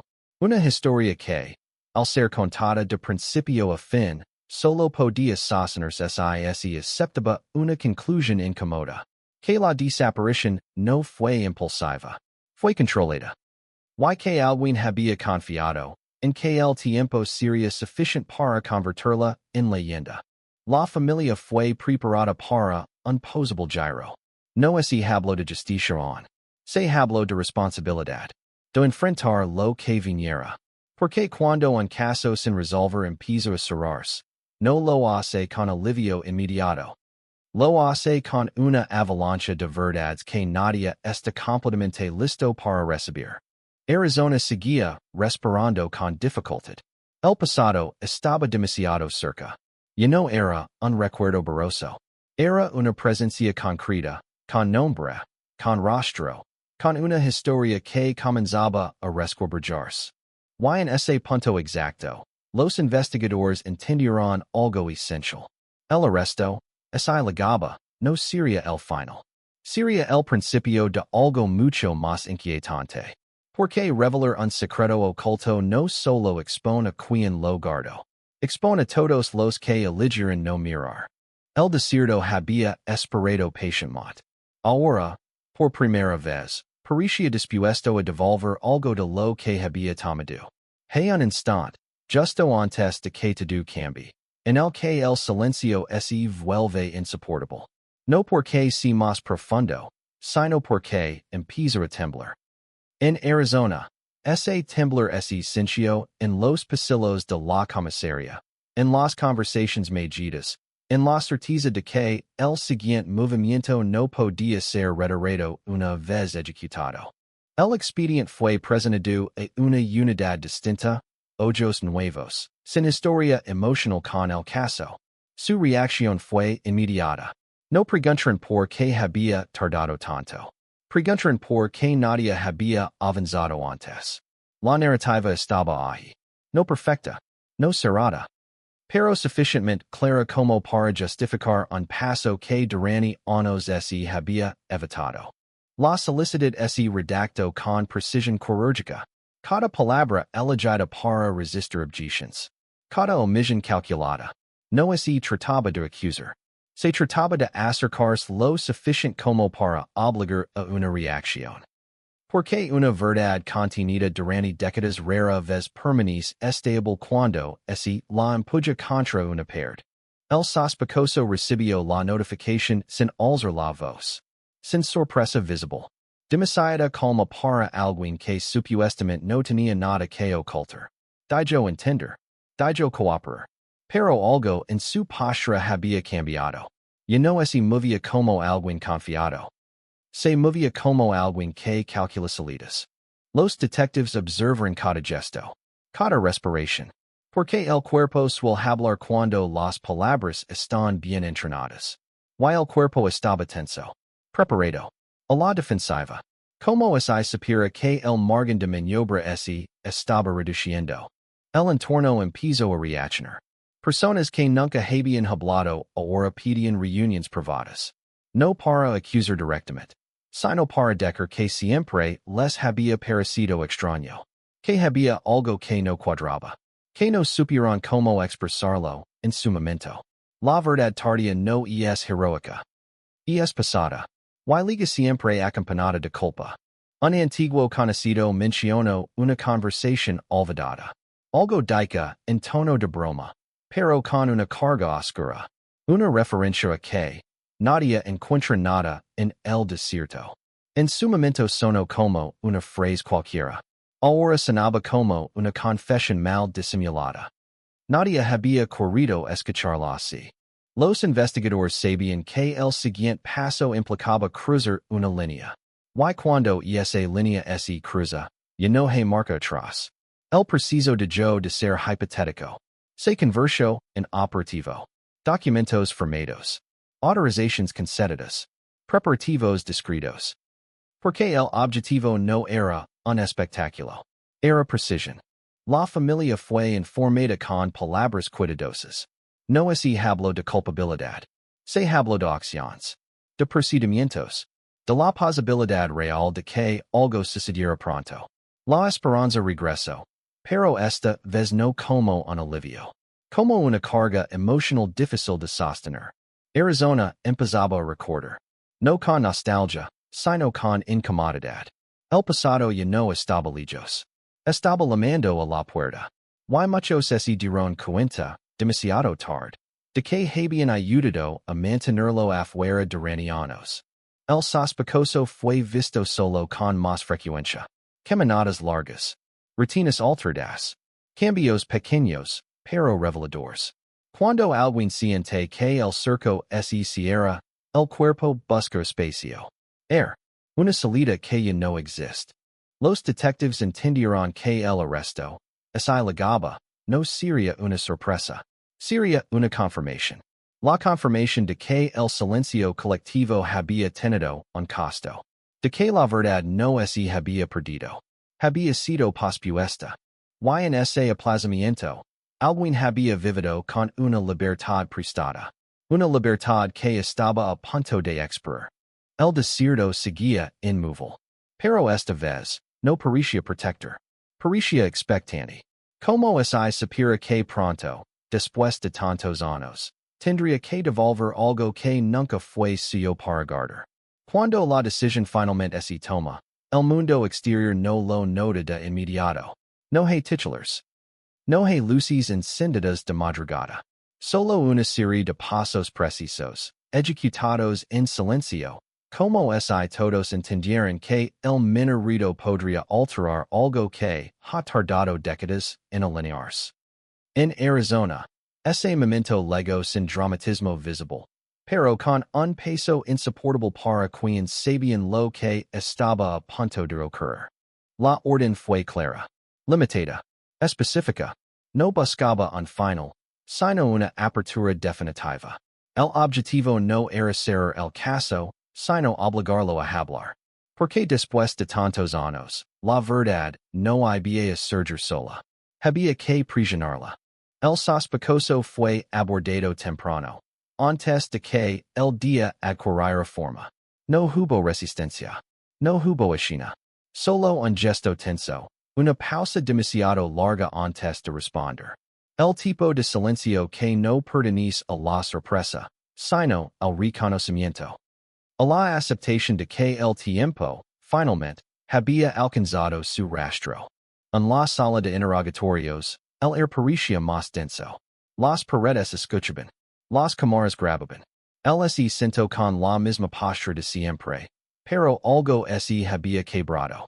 Ya no hablaba con fluidez. Ya no controlaba el ritmo. Las preguntas no eran nuevas. Eran las mismas de 1994. Pero esta vez, cada una llevaba detrás el peso de todo lo que ya no podía negarse. Los detectives no levantaron la voz. No fue necesario. Dejaron que el silencio hiciera su trabajo. Dejaron que los documentos hablaran. Registros. Horarios. Testimonios tardíos. Pequeños detalles que, por separado, no dicen nada, pero juntos formaban una estructura imposible de desmontar sin derrumbarse. El intento volver a la historia memorizada. Pero la historia ya no encajaba. Los países se resisten. Cada frase abría una grita nueva. Cada corrección lo alejaba más de la coherencia. No confieso. No todavía. Pero empiezo a retroceder. Y retroceder, en estos casos, es el primer paso hacia la queda. La noticia no se hizo pública de inmediato. Se mantuvo contenida. Controlada. Porque el impacto no sería solo legal. Sería emotional. Comunitario. Arizona lavaba años conviviendo con una versión cómoda del pasado. Y esa versión estaba a punto de romperse. La familia fue lavada a una habitación aparte. Les hablaron sin rodeos. Les dijeron que el caso había entrado en una fase irreversible. No permitieron justicia completa. Permitieron verdad. Y en sus rostros apareció algo que no se había visto en mucho tiempo. No alivio. Determinación. Mientras tanto, en el pueblo, algo se movía. No había anuncios oficiales, pero los rumores viajaban rápido. Demasiado rápido.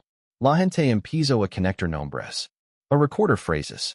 A reinterpretar momentos antiguos. El pasado cambiaba de forma en tiempo real. El sospechoso pidió un descanso. Lo consideraron. Camino solo por el pasillo. Sus pasos resonaron más de lo normal.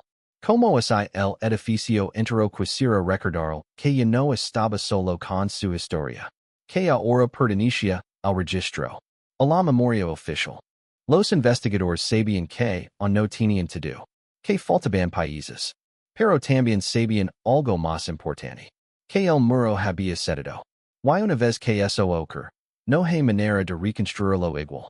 Arizona estaba a punto de enfrentarse a algo que había evitado durante décadas. No solo la pregunta de qué pasó, sino la más incómoda de todas. ¿Cómo fue posible que sucediera sin que nadie hiciera nada durante tanto tiempo? El desierto seguía quieto. Pero por primera vez, no parecía guardar silencio. Parecía observar. Esperando el momento exacto en que el secreto oculto, por fin, dejara de serlo. Cuando un muro se agrieta, no se ito inmediato. Se resiste. Cruz. Intenta sostenerse con fragmentos de una estructura que ya no existe. En Arizona, eso fue exactamente lo que ocurrió. El interrogatorio no produjo una confesión directa, pero dejó algo mucho más peligroso para quien había vivido protegido por el silencio. Inconsistencias registradas, silencios documentados, evasivas que ya no podían explicarse como simples fallos de memoria. Los abogados entraron en escena. Las palabras comenzaron a medirse. Cada frase fue calculada. Pero el daño ya estaba hecho. Porque el relato que durante años había sido repetido sin fisuras ahora estaba lleno de paréntesis. De aclaraciones innecesarias. De intentos de control que llegaban demasiado tarde. Los investigadores regresaron al desierto, esta vez con una hipótesis clara. No buscaban un cuerpo. No buscaban confirmación. Un punto específico. Un área que coincidía con los tiempos reconstruidos y con la información que, sin caer, había sido revelada. El terreno era vasto. Implacable. Pero ya no parecía infinito. Tenía límites. Se revisaron mapas antiguos. Fotografías aéreas. Cambios en la topografía. Caminos que ya no existen. Lugares que en 1994 eran accesibles, y hoy estaban ocultos bajo capas de tierra y tiempo. El desierto no borra. Cubra. Y lo que cubra, a veces, deja señales. El sospechoso, mientras tanto, empezó a mostrar signos de fractura. No públicamente. En privado. Llamadas nerviosas. Consultas repetidas. Una ansiedad que no encajaba con la imagen de algún injustamente implicado. El cuerpo seguía hablando, incluso cuando la boca se cerraba. Una conversación grabada legalmente aportó un giro sutil pero decisivo. No fue una admisión. Fue una reacción. Una pregunta formulada con demasiada precisión. Una preocupación enfocada en el lugar equivocado. Para los investigadores, fue suficiente para confirmar que no estaban siguiendo una teoría. Estaban siguiendo memoria. La comunidad comenzó a dividirse. Algunos se negaban a creerlo. Otros dicen que siempre lo supieron. Lo más inquietante era que ambos grupos coexisten desde hacía años. El caso no solo estaba revelando un crimen. Estaba exponiendo una dinámica colectiva de negación. La familia recibió noticias parciales. Detalles controlados. No para proteger la investigación, sino para protegerlos a ellos. Porque cada avance también implicaba una pérdida nueva. La certeza de que la desaparición no había sido un accidente. De que alguien había tomado una decisión irreversible en 1994. Los detectives entendieron que el final se acercaba, pero no sería limpio. No habría una respuesta simple. Incluso con un arresto, quedarían vacíos. Dudas. Preguntas sin cuerpo, sin lugar exacto, sin ritual de despedida. Esa es la crueldad de los casos que despiertan demasiado tarde. El expediente se preparó para una transición. De investigación a preciso. De hipótesis a responsabilidad. Y en ese paso, cada palabra adquirió peso legal. Nada podía quedar en el aire. Nada podía basarse solo en intuición.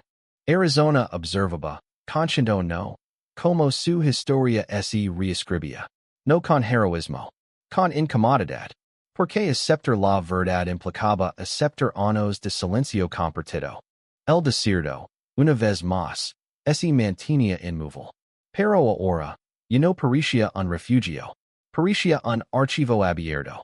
Un lugar que, tarde o temprano, había devolver exactamente lo que había guardado durante tanto tiempo. Hay un punto en toda investigación en el que la pregunta deja de ser que ocurrió y pasó a ser cuanto más puede sostenerse la mentira antes de colapsar. En Arizona, ese punto llegó sin ruido, sin dramatismo visible, pero con una certeza absoluta dentro del expediente. Ya no había marca atrás. Los fiscales revisaron el caso con frialdad quirúrgica. No escucharon rumores. No aceptaron intuitions. Solo hechos encadenados. Declarations que ya no coincidían. Registros que desmentían cortadas. Reactions que no correspondían a la inocencia. El caso, fragmentado durante décadas, ahora formaba una línea continua, tensa, imposible de ignorar. El sospechoso fue confrontado de nuevo. Esta vez no con preguntas abiertas, sino con afirmations. No es lapidio que recordara. Se lo mostró lo que ya no podía negar. Fechas. Ubicaciones. Palabras exactas dichas en momentos precisos. El lenguaje corporal cambió. Los hombres cayeron. La respiración se volvió irregular. No hubo estalido emocional. Hubo algo más inquietante. Resignación contenida. Intento explicar. Intento reformular. Pero cada intento lo hundía más. ¿Por qué explicar después de tantos años no aclara? Expone. Y lo que quedó expuesto fue una narrativa construida para resistir el paso del tiempo, no la verdad. El preciso avanzó con discreción. Nadie buscaba titulares on. Porque el impacto sería profundo. No solo para la familia. Para toda la comunidad. Un arresto no había a ser la herida. Había a burla del todo. La familia fue convocada otra vez. Esta vez no para escuchar posibilidades, sino para prepararse para una realidad definitiva. Se les habló de cargos, de procedimientos, de lo que podía demostrarse y de lo que quizá nunca podría probarse. La verdad completa no siempre liga empaquetada. A veces liga rota, incompleta, pero inevitable. En el pueblo, las conversations cambiaron de tono. Ya no eran rumores. Eran afirmations dichas en voz baja. La gente empezó a recordar con más precisión. Como es la proximidad del final liberar recuerdos retenidos durante años.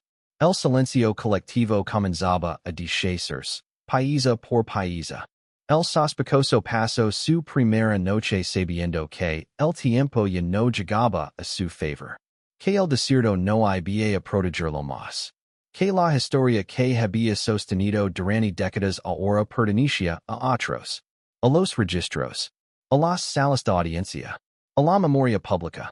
Los investigadores revisaron el expediente una última vez antes de cerrarlo formalmente. No con alivio, con una calma pasada, porque sabían que resolver un caso así no trae victoria. Trae consecuencias. Preguntas nuevas. Y una comprensión amarga de lo que el silencio pueda permitir. Arizona estaba a punto de escuchar lo que había evitado durante 30 años. No una versión. No una teoría. Sino una verdad procesada. Incompleta quizá, pero suficiente para romper el hechizo del pasado. El desierto seguía ali. Inmóvil. Pero ya no parecía infinito. Parecía un testigo que, después de décadas, había sido finalmente obligado a levantar la mirada. Y el secreto oculto, desgastado por el tiempo, estaba a punto de pronunciar su última resistencia. El final nunca liga como la gente imagina. No hay una explosión de claridad. No hay una escena que lo explique todo de una vez. En Arizona, el cierre fue silencioso, pesado, como una puerta que se cierra lentamente y deja a todos preguntandos, que quedó del otro lado. El arresto se hizo público, al amanecer. Titulares sobrios. Frases medidas. Nombres que durante años habían sido cotidianos ahora aparecen acompañados de palabras que nadie quiso leer juntas. Cold case resuelto. Detention tras décadas. Secreto oculto. La noticia recorrió el pueblo con una mezcla de alivio y vértigo. Porque confirmar una sospecha no borra el tiempo perdido. Solo lo vuelve imposible de ignorar. La familia escuchó la confirmación sin lágrimas inmediatas. El dolor ya no tenía forma simple. Era una suma de años. De esperas. De cumpleaños sin respuesta. De noches sin cierre. La justicia, cuando liga tarde, no devuelve lo que fue arrancado. Solo ofrece un lugar donde dejar el peso. En la sala, los documentos se leerán con voz neutra. Fechas. Hechos. Connections. Nada de dramatismo. Porque el drama ya había ocurrido hacía mucho tiempo, lejos de cámaras y registros. Lo que quedaba era una verdad procesable, no necesariamente completa, pero suficiente para romper el pacto del silencio. El acusado escuchó sin interrumpir. El rostro inmóvil. Los ojos fijos en un punto indeterminado. No hubo confesión pública. No hubo relato final que lo explicara todo. Y quizá eso fue lo más inquietante. Porque el caso se resolvía en lo legal, pero dejaba intacta una pregunta más profunda. ¿Cómo alguien puede vivir tantos años con una historia enterrada y seguir caminando entre los demás como si nada? El pueblo reaccionó en olidas. Algunos buscaron distancia. Otros, explicación. Muchos revisaron su propia memoria, preguntandos que vieron y no quisieron ver, que escucharon y decidieron olvidar. La resolución no trajo unidad. Trajo espejo. Y no todos estuvieron dispuestos a mirarse en él. El desierto volvió a ser mencionado en las conversaciones, pero ya no como refugio. Como escenario final. Como el lugar que guardó una verdad demasiado tiempo. No devolvió todo. No lo hace nunca. Pero devolvió lo suficiente como para que la historia dejara de ser un rumor y se convirtiera en registro. Los investigadores cerraron el expediente con cuidado. No con celebración.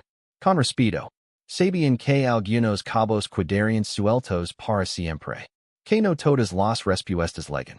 Que algunos detalles se pierden en el tiempo como juelas en la arena. Resolver no siempre significa comprenderlo todo. Arizona siguió adelante, pero distinta. Las calles eran las mismas. Los edificios también. Lo que cambió fue la manera de nombrar el pasado. Ya no era una ausencia inexplicable. Tenía contornos. Tenía responsabilidad.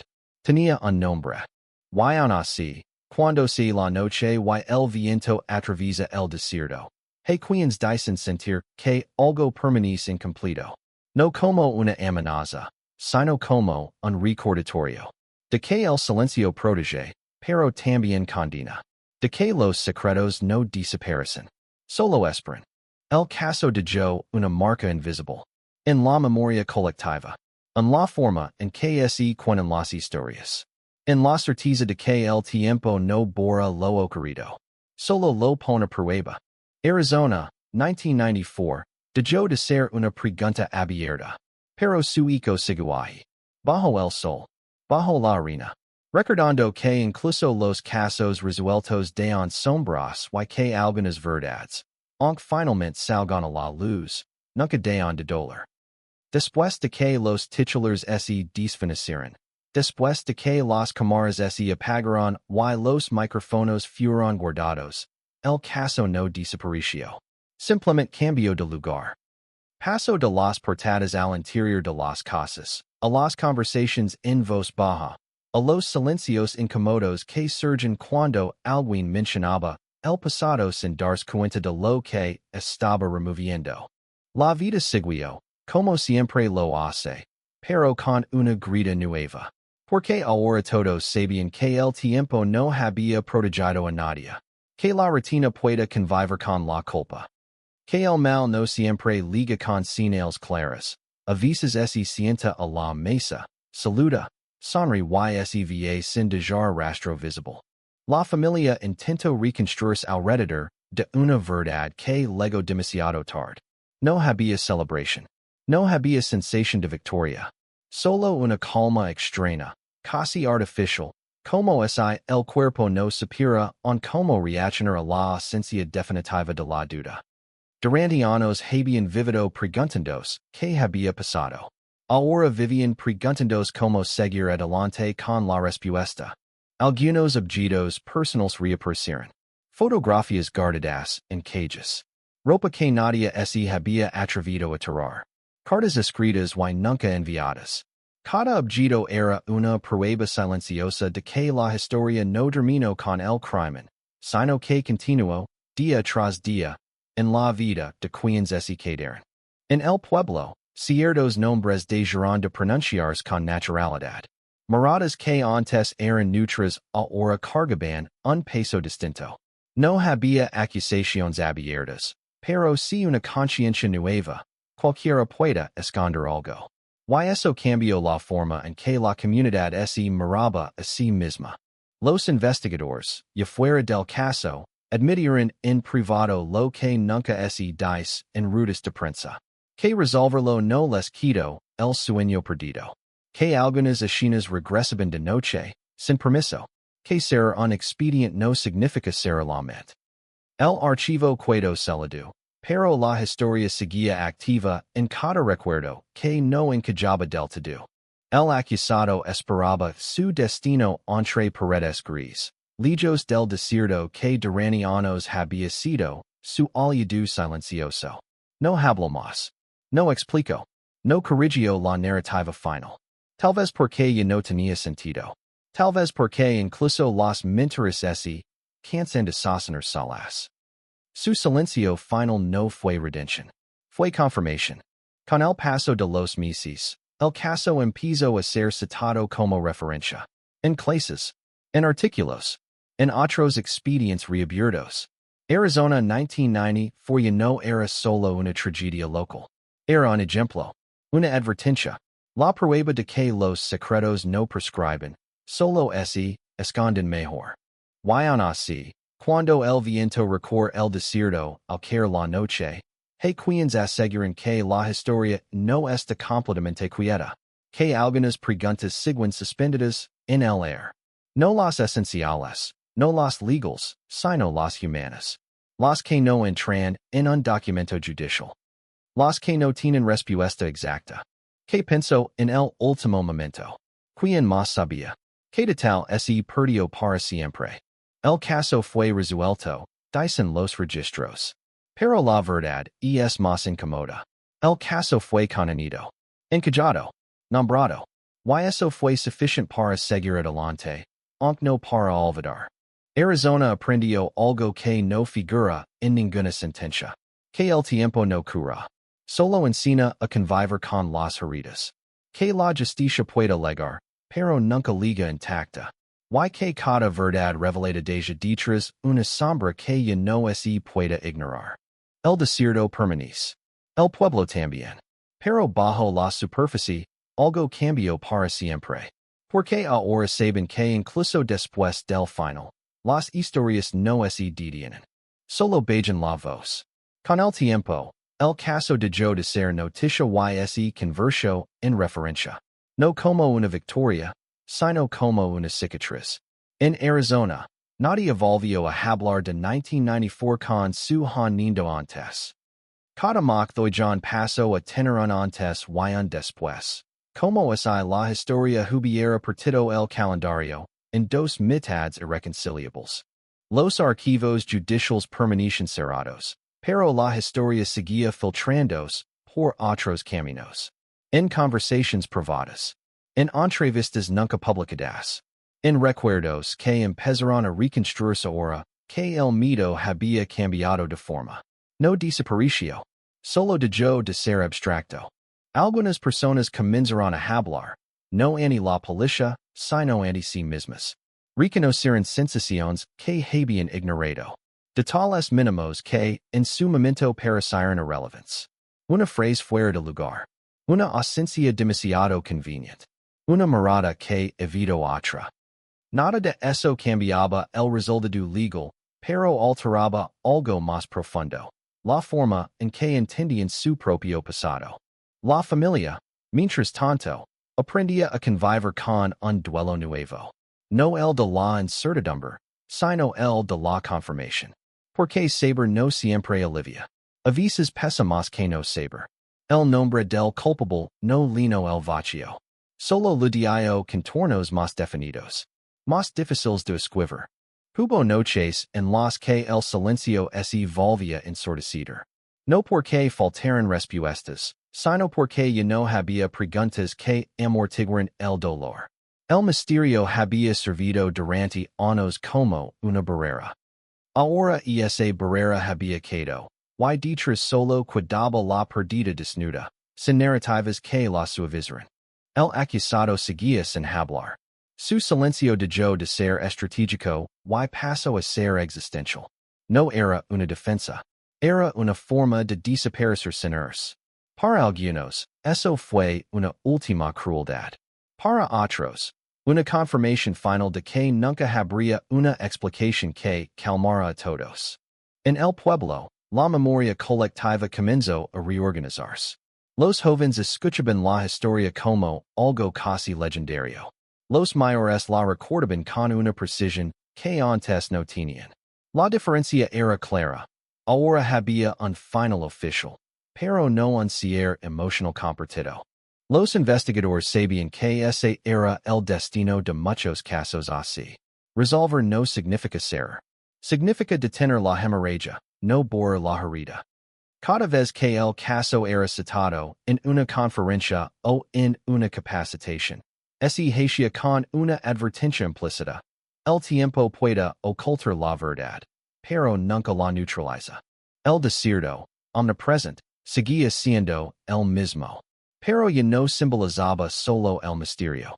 Ahora representaba algo más incómodo, la paciencia. La capacidad de esperar décadas sin revelar nada, hasta que alguien decide mirar de nuevo. No con esperanza, sino con insistencia. Arizona aprendió que la justicia tardía no es una excepción, sino una posibilidad constante. Que cada caso sin resolver no está dormido. Está esperando. Y que el precio de esperar demasiado siempre lo pagan más personas de las que figuran en un expediente. Al caer la noche, cuando las luces del pueblo se apagan y el viento vuelve a recorrer las calles. Hay una sensación compartida que nadie verbaliza del todo. No es miedo. Es conciencia. La certeza de que algunas historias no terminan cuando se dicta una resolución, sino cuando dejan de doler. Y esta aún no ha terminado. El tiempo siguió avanzando, indiferente a la carga que había dejado atrás. Las estaciones cambiaron, las fachadas se repintaron, los negocios abrieron y cerraron. Pero el caso permaneció como una sombra fija, alargándose sobre cada intento de normalidad. No aparecía en los titulares, pero se filtraba en los gestos. en la manera de evitar ciertos nombres. En el silencio que se hacía cuando alguien mencionaba el pasado sin medir el peso de la palabra. Hubo quienes intentaron reescribir su propia historia. Ajusta recuerdos. Convencerse de que no pudieron haber sabido nada. Que no había señales claras. Que todo fue más confuso de lo que ahora parecía. La mente es hábil para protegerse cuando la verdad amenaza con desarmarlo todo. Pero la verdad ya estaba ahí. Inmóvil. Esperando a que cada uno decidiera qué hacer con ella. La familia encontró momentos breves de respiro, fragmentos de calma, que no significaban olvido, sino resistencia. Aprendieron a hablar del nombre sin que la voz se quebrara. A recordar sin que la rabia tomara el control. No fue sanación. Fue adaptación. La forma más honesta de seguir viviendo con una ausencia que ya no tenía interrogantes. En Los Archivos, el caso estaba cerrado. Celado. Catalogado. Pero fuera del papel, seguía respirando. Era citado en conversations entre investigadores jóvenes, como una advertencia silenciosa. No confíes en la quietud. No asumes que el tiempo lo entierra todo. Algunos crímenes no se disuelven. Se conservan. El acusado investiga lejos del desierto. El cuerpo marcando el paso de los años que no habían dejado huella en los registros oficiales durante tanto tiempo. No habló. No dejó una versión final. Esa ausencia de relato se convirtió en una herida más. Porque incluso el culpable, el caller, seguía controlando una parte de la historia. En el pueblo, la noche adquirió otro sonido. No más amenazante. Más consciente. Como si cada calle supiera ahora que fue testigo involuntario de algo que tardó demasiado en salir a la superficie. Las luces encendidas tras las ventanas no ocultaban secretos nuevos, pero recordaban los antiguos. Algunas personas visitaron el desierto por primera vez en años. No por respuestas. Por confrontación. Para mirar el paisaje que durante décadas guardó silencio, y entender que la inmensidad no absuelve. Solo observa. Y en esa observación, devuelve preguntas que nadie puede responder del todo. Arizona no volvió a ser la misma, aunque nadie pudiera señalar el momento exacto del cambio. No hubo una ruptura visible. Fue una erosión lenta. La certeza de que la normalidad puede ser una ilusión compartida. De que la verdad puede caminar entre la gente sin ser reconocida. El caso de Joe, una lección incómoda, sin moralidad clara. Que la justicia puede legar, pero no repara. Que la verdad puede salir a la luz, pero no ilumina todo. Y que el silencio, cuando se sostiene demasiado tiempo, se convierte en parte del crimen. La historia siguió su caso, no hacía un cierre definitivo, sino hacía una quietud tensa. Como el desierto, el amanecer. Inmóvil. Hermoso. Y cargado de lo que nunca dirá, en voz alta. Porque algunas verdades, incluso cuando ya no se discuten, siguen pasando. Y este caso. Sigue ahí.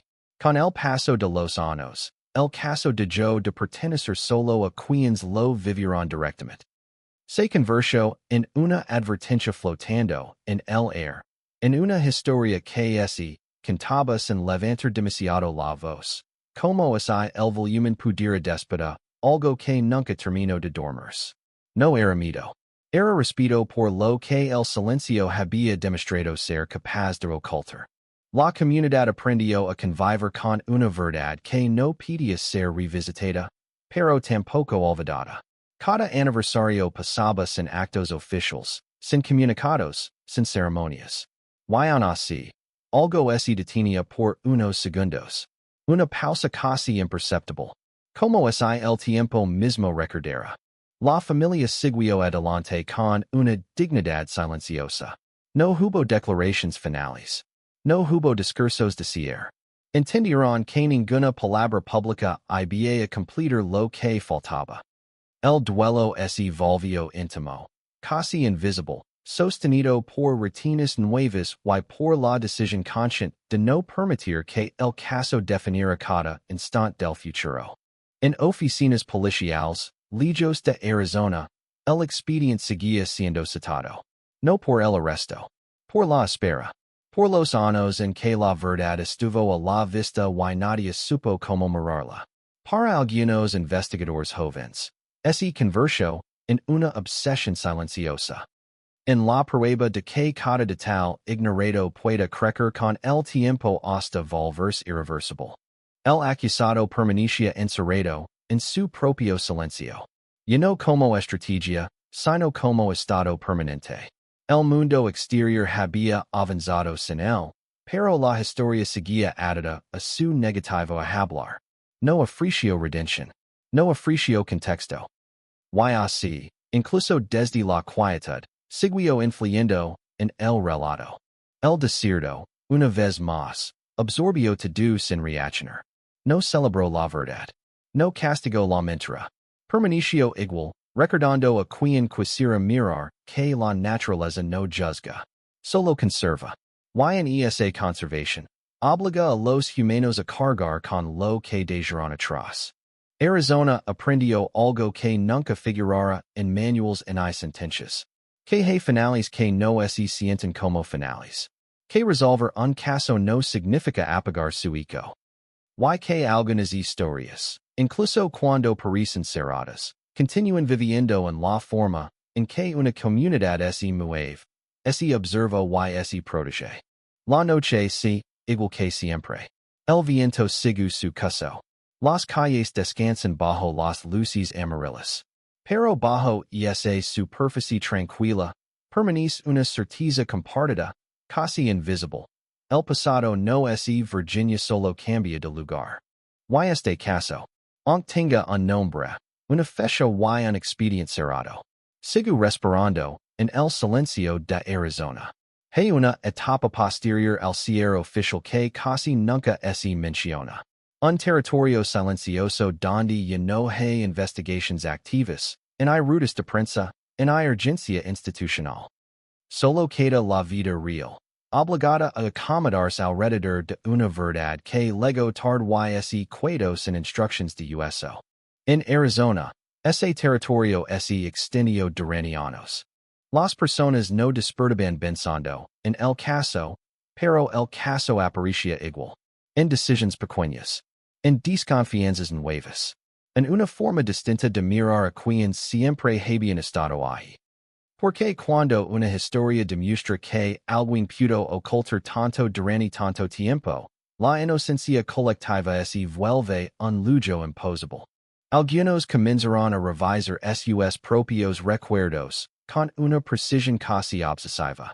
No buscando culpables nuevos, sino coherencia. Tratando encajar gestos pasados en el mapa actual de la verdad. Y en ese ejercicio íntimo, muchos descubrieron algo inquietante. No fue que no hubiera señales. Fue que no quisieron leerlas. La familia, mientras tanto, vivía un duelo que no tenía nombre. Y no era la angustia de la espera. Tampoco el shock de la revelación. Era algo más denso, más difícil de explicar. Una mezcla de alivio y rabia, de cansancio y lucidez. Saber la verdad no les devolvió nada, pero les quitó la ilusión de que algo todavía podía cambiar. Había días en los que la normalidad parecía alcanzable. Momentos simples, casi triviales, donde el pasado no irrumpía. Y luego, sin aviso, una palabra mal dicha, una imagen en televisión, una fecha en el calendario, lo devolvía todo. No como una explosión, sino como una presión constante en el pecho. El nombre del caso empezó a circular en contextos inesperados. En universidades. En seminarios de criminología. En debates sobre justicia tardía.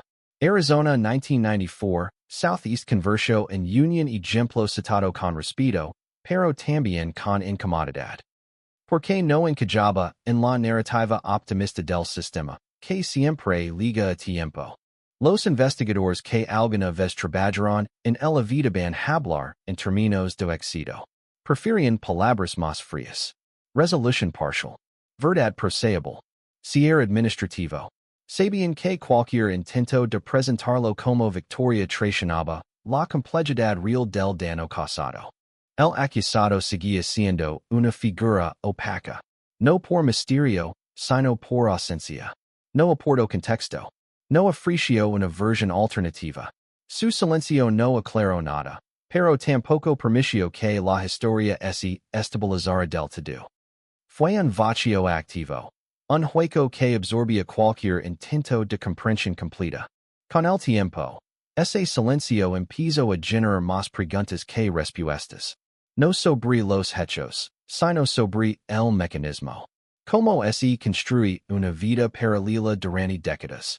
¿Cómo se sostiene una normalidad falsa sin que se quiebra? ¿Cómo se convive con un recuerdo que no puede ser compartido? En el pueblo, la rutina se asentó sobre una base distinta. Las conversaciones ya no eran ingenuas. Había una cautela nueva, una conciencia de que la cercanía no garantiza conocimiento, de que lo familiar puede ser un disfraz eficaz. Esa conciencia cambió la textura de la vida cotidiana. Algunas personas se alegran, no físicamente, sino emocionalmente. Levantaron barreras invisibles, convencidas de que la distancia era una forma de protección. Otras hicieron lo contrario. Buscaron comunidad, diálogo, reconstrucción colectiva. No todos reaccionan igual cuando la confianza se fractura. El desierto seguía allí, pero su simbolismo había matado. Y no era solo escenario. Era metáfora persistente. Un espacio donde el tiempo se acumula sin dejar huellas claras. Donde algo puede desaparecer sin desaparecer del todo. Mirarlo era recordar que la verdad no siempre deja rastros visibles, pero nunca deja de existir. Con los años, surgieron preguntas nuevas, más incómodas. No sobre el crimen, sino sobre el entorno. Que permitió que ocurriera. Que lo sostuvo. Que silencios fueron necesarios para que durara tanto. Esas preguntas, sin respuesta definitiva, se infiltraron en la identidad misma de la comunidad. La familia comprendió que el cierre legal no era el final del proceso. Era apenas una transición. El paso de una forma de dolor a otra. Más estable, quizás. Menos aguda, pero no menos real. Aprendieron a vivir con una historia completa que, paradójicamente, es esencia incompleta. En privado, algunos investigadores admitieron que el caso los había cambiado. No en su técnica, sino en su percepción del tiempo. Ya no veían los años como una barrera, sino como un aliado ambiguo. El tiempo puede esconder pruebas, pero también puede erosionar mentiras hasta dejarlas frágiles. Arizona siguió produciendo historias nuevas. Otras tragedias. Otros titulares. Pero ninguna se asentó igual en la memoria colectiva. Porque esta no solo habló de violencia. Habló de espera, de omisión, de lo que ocurre cuando una verdad permanece demasiado tiempo sin nombre. En ese silencio prolongado, en esa calma que no era paz, el caso continuó ejerciendo su influencia. No como una amenaza activa, sino como una presencia constante. Un recordatorio de que algunas historias no necesitan atención para seguir existiendo. Solo necesitan tiempo. Con el paso del tiempo, el caso dejó de ser una herida abierta y se transformó en algo más difícil de definir. No dolía de la misma manera, pero tampoco desaparecía. Era como una prisión constante, una presencia que no exigía atención, pero que se hacía sentir en los momentos menos esperados. Arizona había aprendido a vivir con eso. Las mañanas seguían llegando puntuales. El sol seguía elevándose sobre el desierto con la misma indiferencia de siempre. Las carreteras se llenaban de autos. Los cafés se abrían. Las conversaciones arrancaban con temas triviales. Sin embargo, bajo esa superficie funcional, había una conciencia nueva, compartida, imposible de borrar. La historia ya no se contaba completa. Se fragmentaba. Se transmitía en advertencias, en frases incompletas, En silencios que dicen más que cualquier explicación detallada. Aquí paso algo. No de du es lo que parece. A veces la verdad tarda. La familia había encontrado una forma de estabilidad que no se apoyaba en el olvido, sino en la aceptación. No una aceptación dócil, sino una firme. Entendieron que el pasado no había reescribirse y que seguir viviendo no era una traición a la memoria, sino una necesidad. Recordar sin destruirse ese converso en un acto cotidiano de resistencia. En los registros oficiales, el caso permanecía inmóvil. Sin anexos, sin novedades, sin apelaciones relevantes. Pero fuera de los archivos, seguía generando ondas. Cada vez que se reabría otro expediente antiguo, alguien mencionaba Arizona 1994. No como promesa, sino como advertencia. El tiempo no absuelve. Solo espera. Los investigadores más jóvenes escuchaban la historia con una atención particular. No buscaban técnicas milagrosas ni giros espectaculares. Lo que les inquietaba era la duración. La facilidad con la que una verdad puede quedar suspendida durante décadas sin colapsar. La manera en que una comunidad puede acostumbrarse a una ausencia sin respuestas. El acusado se convirtió, con los años, en una figura casi abstracta. No por absolución, sino por distancia. Su silencio persistente terminó por despejarlo de narrativa. Ya no era el centro del relato. Era una nota al margen. Una presencia estática frente a una historia que seguía moviéndose sin él. Y eso, para muchos, fue lo más perturbador. Porque significaba que el daño no dependía solo de quien lo causó, sino de todo lo que lo rodeó. De los espacios vacíos. De las palabras no dichas.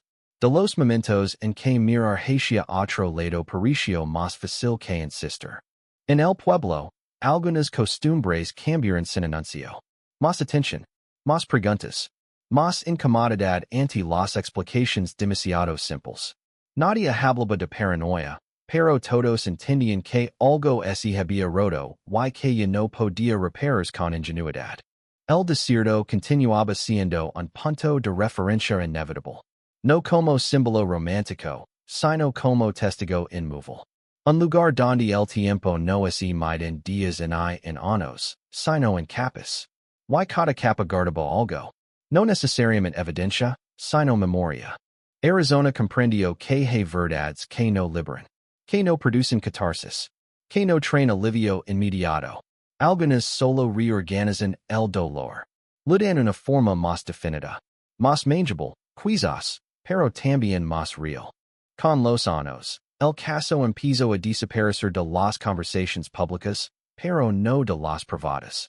Seguía apareciendo en momentos íntimos, cuando la noche se alargaba demasiado, cuando una pregunta parecía no tener destinatario, cuando el silencio se volvía demasiado espeso para ignorarlo. No era miedo lo que cuidaba. Era conciencia. La conciencia de que el pasado no se entierra con una resolución. De que la verdad no siempre ilumina, a veces solo expone. Y de que algunas historias, incluso cuando parecen haber terminado, continúan viviendo en la forma en que una comunidad respira, se observa y se protege. Arizona, 1994, ya no era un misterio abierto. Pero tampoco era solo un recuerdo. Era una presencia. Hay un momento en que incluso las historias más persistentes empiezan a asentarse, no porque hayan sido comprendidas, sino porque la vida necesita espacio para seguir ocurriendo. En Arizona, ese momento no llegó de golpe. Se filtró lentamente, casi sin aviso, como una noche que es en que nadie recuerda exactamente cuándo empezó a oscurecer. El caso ya no era una conversación recurrente, pero tampoco había sido relegado al pasado. Existía en una zona intermedia, una franja de la memoria donde las cosas no duelen de inmediato, pero tampoco se olvidan. Una presencia silenciosa, integrada en la identidad del lugar. Las personas aprendieron a reconocerla. No con miedo, Con cautela. La cautela es volvio parte del lenguaje cotidiano. En como es Haitian las preguntas. En como es escuchaban las respuestas. En la forma en que las explicaciones demasiado simples provocaban una reacción inmediata de desconfianza. Arizona, ya no aceptaba en narrativas limpias. Había aprendido que la verdad rara vez liga sin bordes irregulares. La familia había alcanzado una estabilidad que no dependía del cierre emocional, sino de la repetición. Días que se parecían unos a otros. Rutinas que no pedían ser analizadas. Pequeños rituals privados que no tenían público en el discurso. El dolor no desapareció. Se acomodó. Encontró un lugar desde el cual no dominaba cada instante. Había algo nuevo, sin embargo. Una claridad áspera. La certeza de que el misterio ya no era el enemigo. Durante años, la incertidumbre había ocupado ese lugar. Ahora, el enemigo era el recuerdo constante de lo que se sabía. Y aprender a vivir con eso requería una fortaleza distinta. El nombre del caso empezó a aparecer menos en medios y más en notas al pie. En informes académicos. En discusiones internas sobre falas estructurales. Arizona 1994 dejó de ser una historia y se convirtió en un punto de referencia. Un recordatorio técnico de lo que ocurre cuando el tiempo se cruza con la acción. Los investigadores que habían legado después. Los que no cargaban con el peso emocional directo. Lo estudiaban con una mezcla de respeto y desconcierto. No por la complejidad del crimen, sino por la duración del silencio.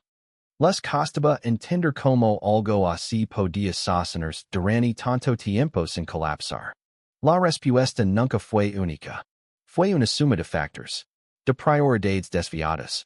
De recursos limitados. De intuiciones ignoradas. De comunidades que aprendieron a no preguntar demasiado.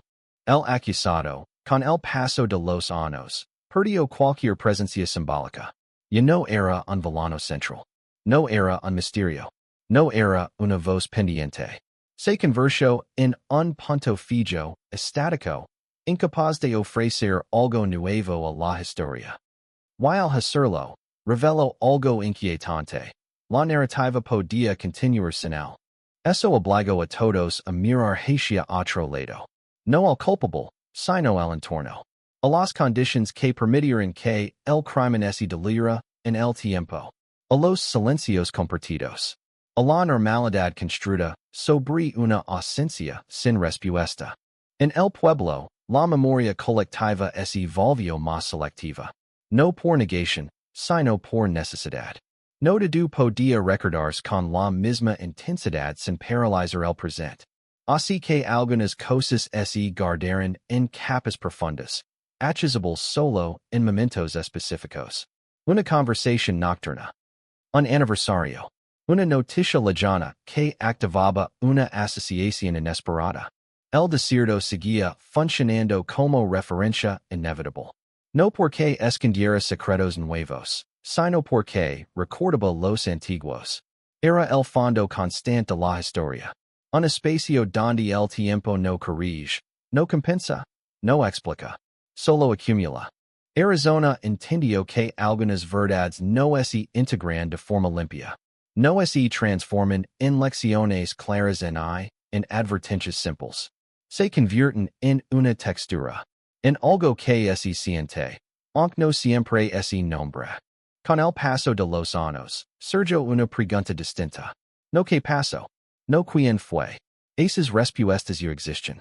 La pregunta ahora era otra. ¿Qué hace una comunidad con una verdad que no puede cambiar nada, pero que tampoco puede ignorar? No hubo una respuesta colectiva. Cada persona la resolvió a su manera. Algunos optaron por hablar. Otros, por callar. Algunos por analizar. Otros por seguir adelante sin mirar atrás. Todas eran formas de supervivencia. El caso ya no reclamaba atención. No exigía justicia adicional. No pedía ser revisitado. Simplemente estaba allí, como un estrado más de la historia del lugar. Invisible para quien no sabía buscarlo. evident para quien había aprendido a reconocer su forma. Y en esa quietud tensa, en esa calma que no era olvido, el caso alcanzó una nueva fase. No de resolución, sino de permanencia. No como herida abierta, como marca. Con el tiempo, el caso dejó de ser una historia que se recuerda, y pasó a ser una presencia que se reconoce. No necesitaba ser nombrado para hacerse notar. Bastaba con una pausa demasiado larga en una conversación, con una pregunta que nadie se atrevía a completar, con una mirada que se desviaba justo antes de llegar al punto exacto. Arizona había incorporado el silencio como un lenguaje más. No era el mismo silencio de antes, cargado de desconocimiento y especulación. Era otro, más consciente, más pesado. Un silencio que sabía exactamente lo que contenía y, aún así, decidía no exponerlo todo de nuevo. Porque repetir la verdad no siempre la vuelve más lavadera. Las nuevas generaciones crecieron con una versión diluida del relato. No porque alguien la ocultara, sino porque la distancia hace eso inevitablemente. El crimen era un dato. El retraso en la justicia, una lección. El impacto emocional, algo difícil de transmitir. Solo quienes lo vivieron entendían realmente como el tiempo puede deformar una herida hasta volverla parte del cuerpo. La familia, con los años, dejó de explicar. Ya no sintió la obligación de contextualizar su dolor y de traducirlo para otros. Había una aceptación firme de que algunas experiencias no necesitan comprensión externa para ser válidas. Vivian. Recordaban cuando era necesario. Guardaban silencio cuando hablar no aportaba nada. En los ámbitos institucionales, el caso seguía apareciendo de forma intermitente. No como prioridad, sino como referencia ética. Un recordatorio de que cada expediente abandonado no es solo papel acumulado, sino tiempo suspendido para alguien más. Arizona 1994 se citaba como advertencia, no como consuelo. Los investigadores más veteranos sabían que ese era el destino de muchos casos así. No se convierten en finales ejemplares. Se convierten en puntos de inflexión invisibles. Cambian procedimientos. Ajustan criterios. Alteran decisions futuras sin necesidad de discursos públicos. El acusado, mientras tanto, se fue barrando de la narrativa. No por olvido, sino por irrelevancia. Su historia personal ya no importaba. No porque no fuera responsable, sino porque el daño había trascendido su figura. El caso ya no giraba en torno a él, sino alrededor de todo lo que permitió que el crimen se diluyera durante tanto tiempo. Eso fue, quizá, lo más difícil de aceptar. Que la verdad no señalaba solo a una persona. Que el silencio había sido colectivo. Que la espera había tenido muchos testigos. En el pueblo, hubo un momento, impreciso, imposible de fechar, en el que el caso dejó de sentirse como una carga activa. No desapareció. Se transformó en algo más estable, más integrado.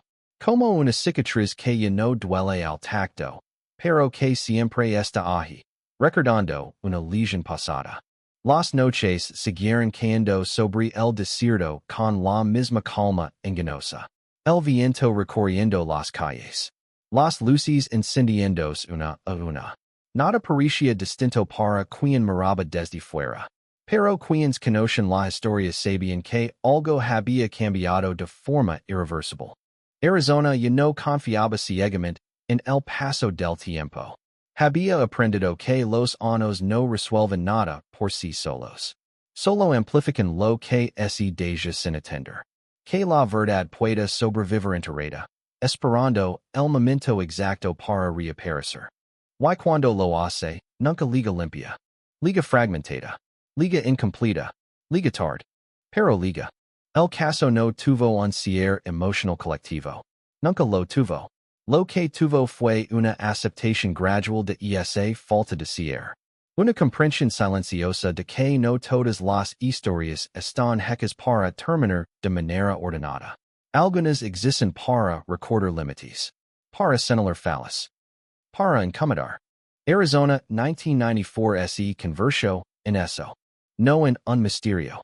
No en un triunfo. En una advertencia persistente.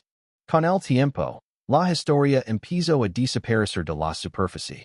Ya no era tema de conversación habitual. Ya no provocaba reacciones inmediatas. Pero seguía allí, debajo, formando parte de la estructura misma de la memoria local. Y quizá esa fue su última forma. No como ruido. Como fondo.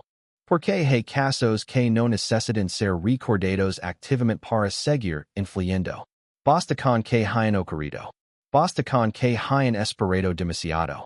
Basta con que hayan demostrado que el silencio, cuando se prolonga, se convierte en cómplice. Arizona sigue adelante. El desierto permanece. La historia ya no se mueve. Pero tampoco se ve. Y en esa quietud definitiva, el caso encuentra su lugar final. No en los archivos. No en los titulares. Sino en la conciencia de quienes aprendieron, demasiado tarde, que algunas verdades no desaparecen. Solo aprenden a esperar. Hay historias que no desaparecen cuando se dicen por última vez. Permanecen como una vibración baja, casi imperceptible, que acompaña a un lugar durante generaciones. Arizona había legado a ese punto. El caso ya no era un recuerdo activo, pero tampoco un capítulo cerrado. Era parte del air. Algo que no se menciona, pero que se siente. La vida siguió avanzando con una naturalidad aprendida. Nuevos rostros ocuparon las mismas calles. Nuevas familias se instalaron sin conocer del todo lo que había ocurrido antes. Para ellos, el pueblo era solo un punto en el mapa, un lugar tranquilo bajo el sol implacable del desierto. No sabían que caminaban sobre capas de memoria. Quien si lo sabían no se lo explicaban. No por ocultamiento, por desgaste. Hablar del caso requería una energía que ya no siempre estaba disponible. Porque recordar no era solo narrar hechos, era reactivar emociones, imágenes, sensaciones físicas que el cuerpo había aprendido a mantener a distancia para sobrevivir. Así que el silencio se volvió una forma de economía emocional. La familia entendió eso mejor que nadie. Con el tiempo, dejó de responder preguntas indirectas, dejó de corregir versiones incompletas, dejó de cargar con la responsabilidad de educar a otros sobre su pérdida. Habían aprendido que su dolor no necesitaba validación externa para existir. Vivían con una serenidad frágil, construida día a día. No hablaban del caso como algo presente, pero tampoco lo borran de su identidad. Era una línea fija en su historia personal. Inamovable. No dominante, pero siempre visible. En el ámbito institucional, el caso se había convertido en una referencia silenciosa. No figuraba en campanas ni en discursos públicos, pero estaba allí cuando se tomaban decisiones. Cada vez que alguien dudaba sobre reabrir un expediente antiguo, alguien mencionaba Arizona 1994. No como esperanza, como responsabilidad. Los investigadores más jóvenes sienten una incomodidad particular al estudiarlo. No porque fuera irresoluble, sino porque demostraba algo difícil de aceptar. Que la verdad pueda existir sin ser reconocida durante décadas. Que no siempre falta información. A veces falta voluntad. Tiempo. Atención. Ese pensamiento los acompañaba